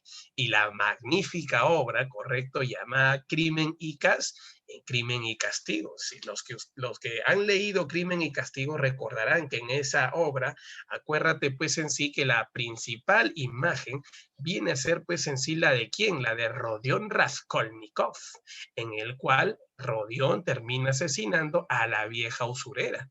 Ese es el autor de la obra intenta justificar por qué motivo Dostoyevsky asesina a la vieja usurera. Lo mismo va a pasar, claro. Justamente ahí se unen la idea del superhéroe y la ética antihumanitaria. Gracias, hijo, ya me han ayudado bastante. Efectivamente, entonces, es la justificación ideológica que le va a dar, pues, en sí Hitler al llamado pensamiento nazi, cuando publique justamente la obra Mi lucha, que en alemán es Mein Kampf. Hay que recordar que Mi lucha o Mein Kampf, como quieras llamarlo, si eres alemán, te sientes germano, listo, señores, también tiene la influencia de Rudolf Hess, ¿correcto? Entonces, estimados y queridos alumnos, conociendo ya esta ideología, la llamada, pues en realidad, que muchachos, la llamada burguesía dice, este es el pata que nosotros necesitamos, un tipo que exalta el nacionalismo, nosotros somos de Alemania, tiene que apoyar al comerciante alemán y no al llamado comerciante extranjero, hay que hacer una chanchita, y todos sacaron pues en realidad su billete y lo sacaron de la cárcel a Hitler y lo convirtieron en su líder. Algo que Piero en sí apoya dentro de nuestra clase es que dice, era un buen orador. Imagínate que en la Primera Guerra Mundial él era pues el secretario, no te olvides, de prensa y propaganda del llamado ¿qué? Ejército alemán. Él no era protagonista en realidad durante la Primera Guerra Mundial, pero ahora su gran poder de oratoria, su gran poder de convencimiento lo termina convirtiendo pues en realidad ¿en qué? Justamente en esta figura máxima que tiene pues en realidad el pensamiento, no te olvides, el llamado pensamiento nazi. ¿Queda claro? Esa va a ser la situación. El impacto de la crisis de 1929, ahora vamos a retomar esa parte, el crack del 29, sirvió para que en las elecciones del 30 Hitler llegara al poder. ¿Cómo que llegó al poder, profe, en el 33? Él llega al poder como canciller de Alemania. Es como decir, no te olvides, es la segunda persona al mando después del presidente. Tras esta llamada, pues en sí, no te olvides, llegada al poder, se establece pues un gobierno nacional socialista, pero existen pues en realidad partidos políticos que son opositores al partido de Hitler. Lo que quiere Hitler, como todos ustedes ya saben, es ser el único partido político. Y lo primero que se establece es la represión violenta de la oposición política y de los judíos. Yo te dije claramente, primero, Hitler no quiere competencia política. Y para que sus ideas se hagan realidad, era necesario eliminar a los partidos de competencia. Segundo, señores, los judíos, la competencia de la burguesía. ¿Qué dijo la burguesía al sacarlo de la cárcel a Hitler? Te sacamos, pero con una condición, tú luchas en favor de nosotros. Hitler no lo pensó dos veces, dijo ya. Y es por eso que se disuelven los partidos políticos y sindicatos. Un acontecimiento importante fue el llamado, ¿qué? No sé, el Reichstag, el llamado, ¿qué? El incendio del Parlamento alemán, y finalmente también la noche de los famosos, ¿qué? De los cuchillos largos. Hay que recordar, pues, en realidad que el presidente de Alemania, ¿quién era? Era Pablo Hindenburg. Apunta, por favor. ¿Quién era el presidente? Habla al toque. Pablo Hindenburg.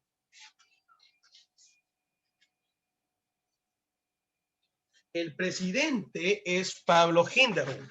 ¿Y qué hace Pablo Hindenburg? Bueno, gobierna junto con quién? Gobierna con Hitler. El detalle particular es, yo gobierno con Hitler, pero pues Hitler era quien al final tomaba las últimas decisiones.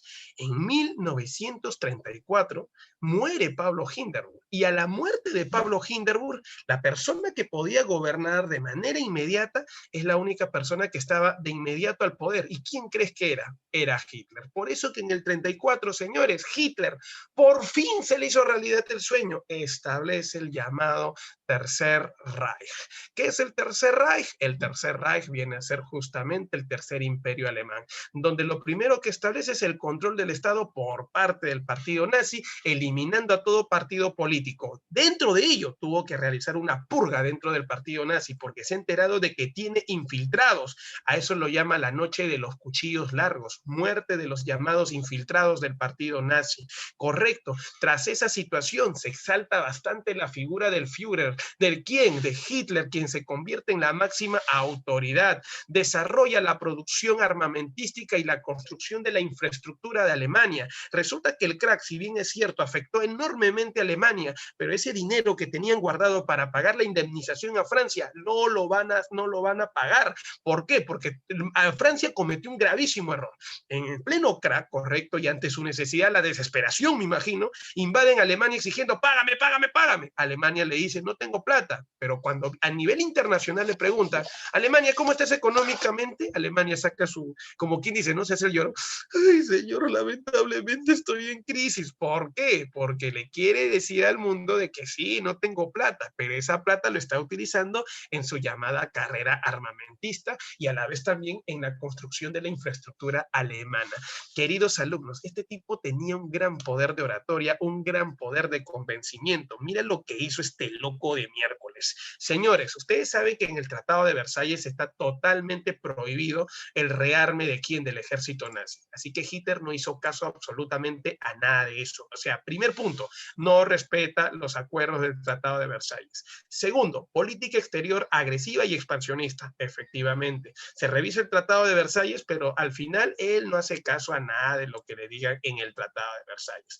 En 1938, así como ya se había firmado el Pacto de Acero, con el cual nace el bloque del eje, se firma el famoso Pacto Anticominter.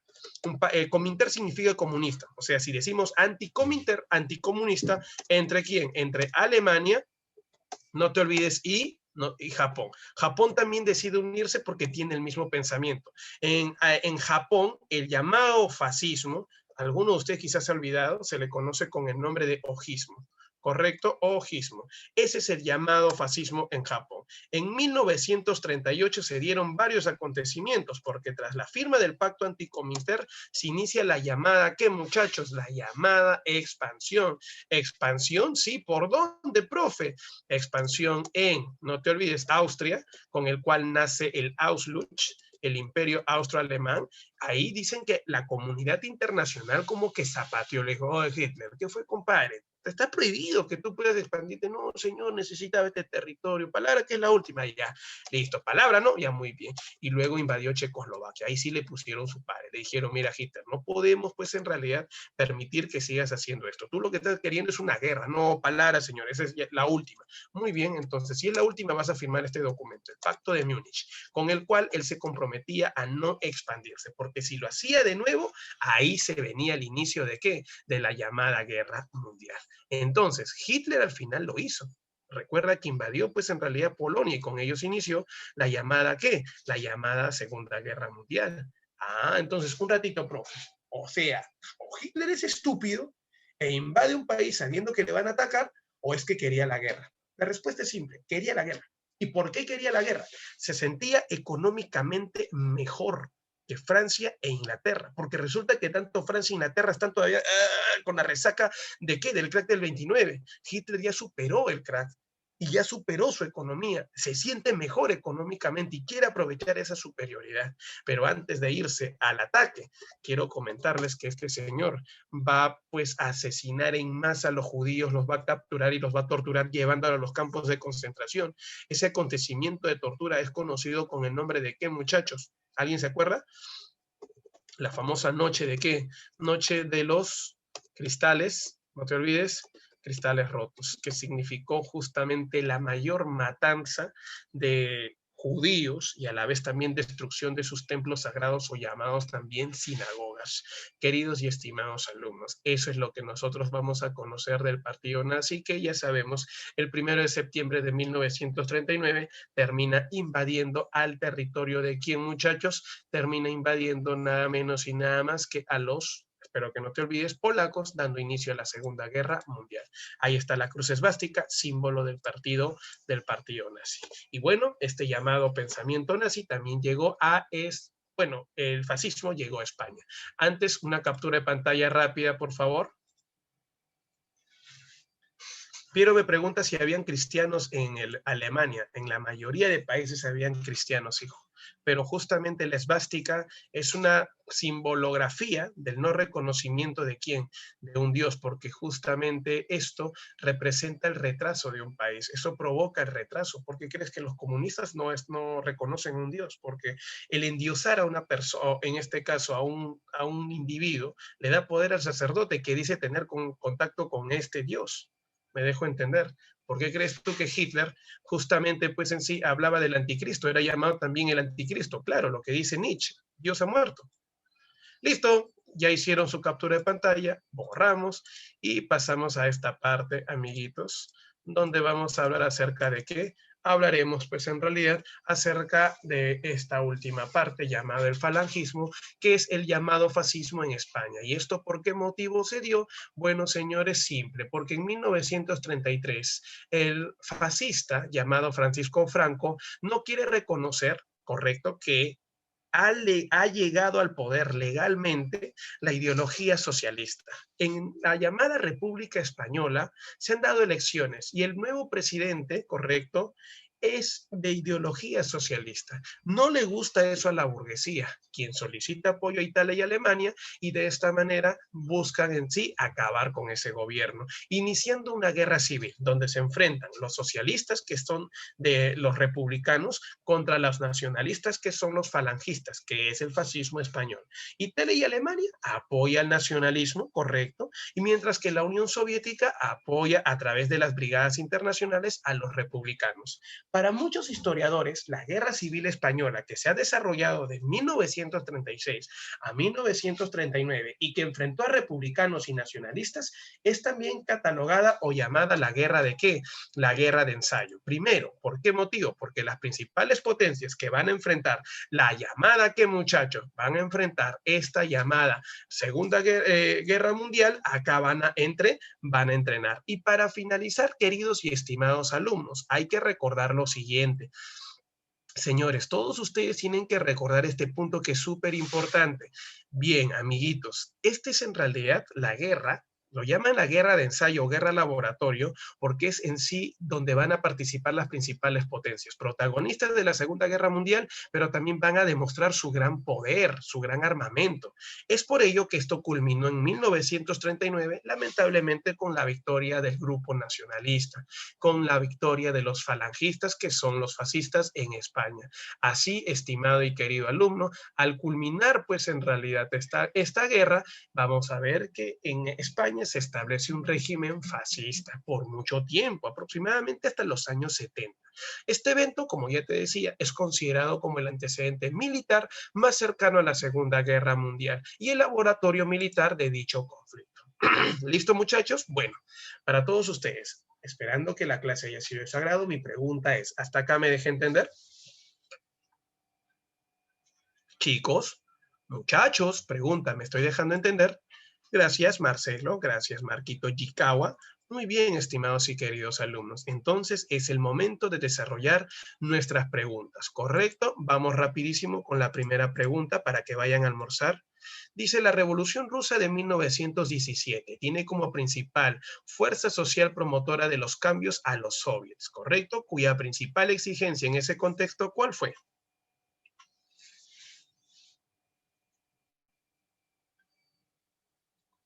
¿Alguien por ahí? Muy bien, señores, y es que no hay ninguna otra clave, efectivamente. Lo que buscan es el retiro de Rusia, ¿correcto? Listo, señora. Ahí está. Uy, ay, ay. Eduardo dice que su mamita hizo una tremenda sopa recontra caliente, dice, en tremendo calor. Ya, pues, hijo, combínalo pues con agua helada. Ahí va a estar fresquecita. Ese es un consejo de patas. Muy bien, señores. A ver, la 2. A continuación se presenta un cuadro estadístico del porcentaje de desempleados de la población económicamente activa de Estados Unidos de Norteamérica durante el periodo de la Gran Depresión.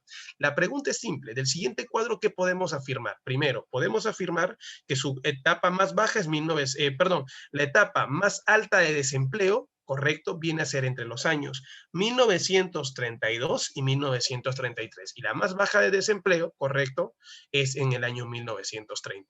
A ver, algo que hable de las fechas que hemos mencionado, la única, la A.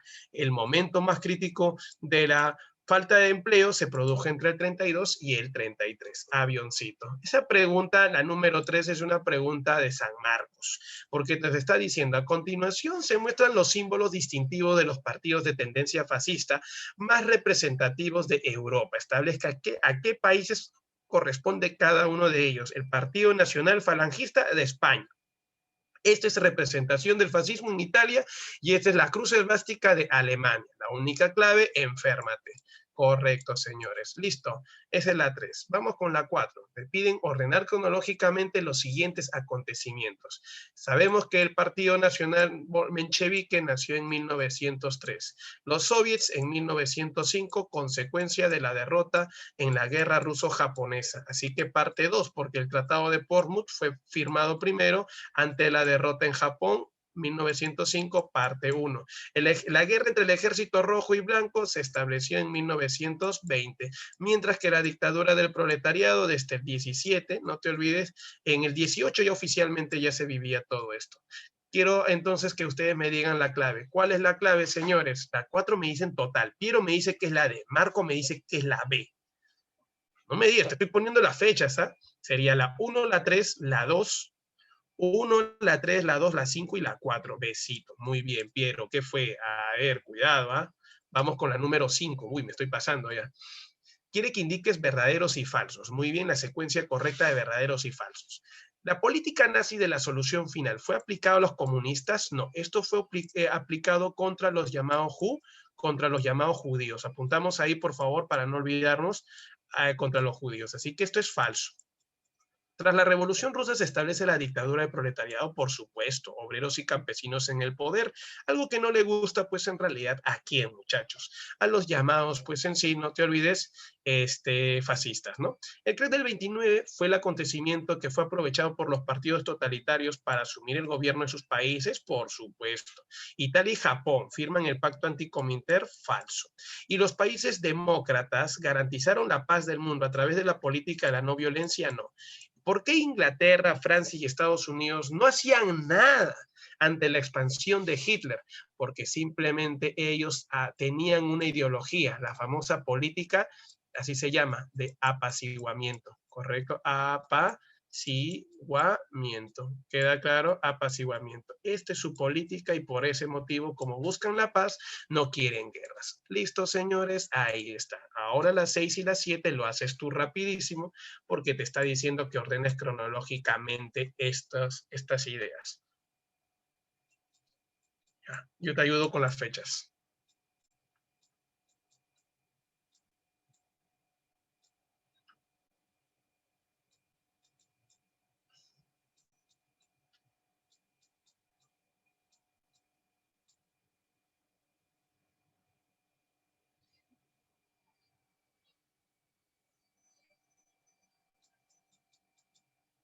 Listo, 2, 1, 4, no te olvides.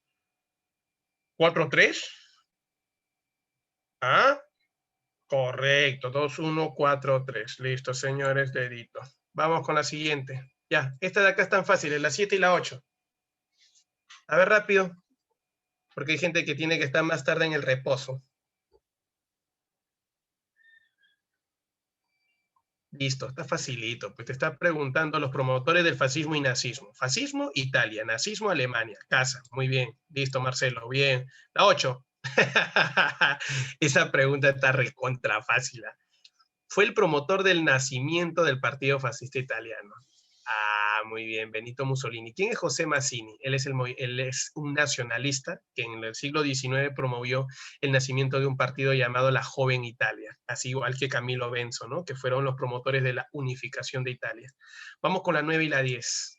A ver, Tras el crack del 29, la economía y política de los países capitalistas vivieron, dice, una etapa de crisis. No obstante, estos acontecimientos permitieron el inicio de una serie de levantamientos militares en aquellos países, como por ejemplo Alemania.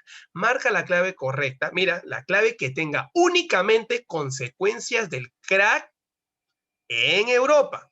La A es cierto, pero el problema es que no es Europa, es América. Segundo, nacimiento del lojismo en Japón también es verdad, pero recuerda que es así. El ascenso al poder del partido nazi, correcto, solo la 3, avión, es la única.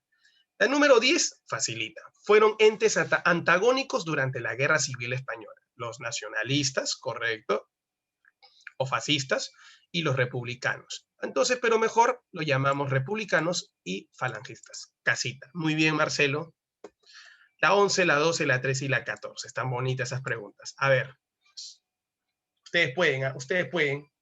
Nivel San Marcos, dice. Vamos, vamos, vamos, muchachos. Tras la 11, dice, tras la revolución de 1905, la política nacional rusa vio el nacimiento del parlamento, representado por la Duma. Correcto, Saulo y Marco. Muy bien, ahí está, la 11. Correcto, Pierito, la Duma. Vamos con la 12. Marca la clave que tenga únicamente enunciados correctos con las causas de la revolución de 1917. Crisis económica rusa, verdadero, señores. ¿Qué más? ¿Qué más? ¿Qué más? Las derrotas constantes en la Primera Guerra Mundial. Sí, efectivamente, están perdiendo mucho. La formación del partido, ¿qué? Como amenaza nada que ver.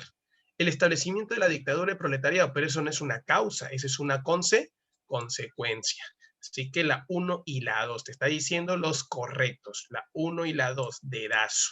Muy bien, dedazo, correcto. Vamos con la 13. No, pues ya, Marcelo ya de arranque dijo, a ver, ¿quién apoya a Marcelo? Ah, también lo apoya Marco y Piero. Profe, ¿y por qué no puede ser Lenin y el nuevo plan económico? Porque el que buscó el llamado desarrollo industrial de Rusia lo hizo Stalin con los planes quinquenales. Eso está ya más claro imposible. Oye, ¿las mujeres no participan? Solamente Catamarco, Marcelo, Piero, y por ahí también estaba Saulo. ¿Y las niñas? Uy, ahí se han dormido. Vamos con la 14, a ver. Ojalá que Nadine, Sofía, por ahí puedan participar. Giovanita, no sé. A pesar que el Tratado de Versalles prohibía el desarrollo de nueva tecnología militar por parte de Alemania, el gobierno reinició su rearme. ¿Quién, señores? Adolfo Hitler, correcto. Pablo Hindenburg no, ya murió. La última pregunta. Qué bonita, una deco, hijo, una deco de colegio, dice. Y a veces enroche todavía con las preguntas. Está bacana. Marcelo ya marcó la clave. Ese es de Villa, dice. La caricatura mostrada a continuación representa al presidente Franklin Roosevelt como un médico. Ah, claro, Roosevelt hay que se soluciona al crack, ¿no? Y el tío Sam dice, está enfermo, dirigiéndose al Congreso con la frase, por supuesto que tengamos que cambiar los remedios si no obtenemos los resultados. A través de esta sátira se hace referencia al contexto, pues, hijo de la economía, que muchachos, del crack del 29, no al inicio, sino a la aplicación de medidas, porque justamente la medicina que le está dando es para poder, ¿qué? Resolver la crisis del crack. Enanos, señores. Queridos y estimados alumnos, de verdad, ustedes me han sorprendido el día de hoy porque estaba recontra y si me dicen esa pregunta. Así que Marcelo y Piero lo respondieron de una forma espléndida. Y este señor se tiene que ir. Sí, no me quiero ir, pero lo tengo que hacer. Ya, suéltame, hijo. Nada que no me quiero ir, Mr. Mestanza. No, si te tienes que ir, vaya, por favor, a almorzar. Nos estamos viendo la próxima semana, estimados y queridos alumnos. Sí, también te voy a dar las fijas, profe, deme la fija, dicen por ahí. Vamos a dar las fijas. Así que, muchachos, gracias a todos ustedes. Espero que les haya gustado. Nos estamos viendo y harta buena vibra. Sí, más tarde les meto su grito cuando no respondan. Ya saben. Cuídense. Chao, chao. Gracias a todos. Cuídense. Chao, chao. Profesor, hasta luego. Chicos, recuerden que mañana tenemos seminario de ciencias. Tienen hasta hoy por la tarde para separar un cupo y participar. Nos vemos. Hoy por la tarde tenemos nuestro seminario. Tenemos nuestro simulacro sabatino. Va a estar publicada el examen, va a estar publicado en el Classroom y también les envío a través del WhatsApp un enlace para que se puedan conectar.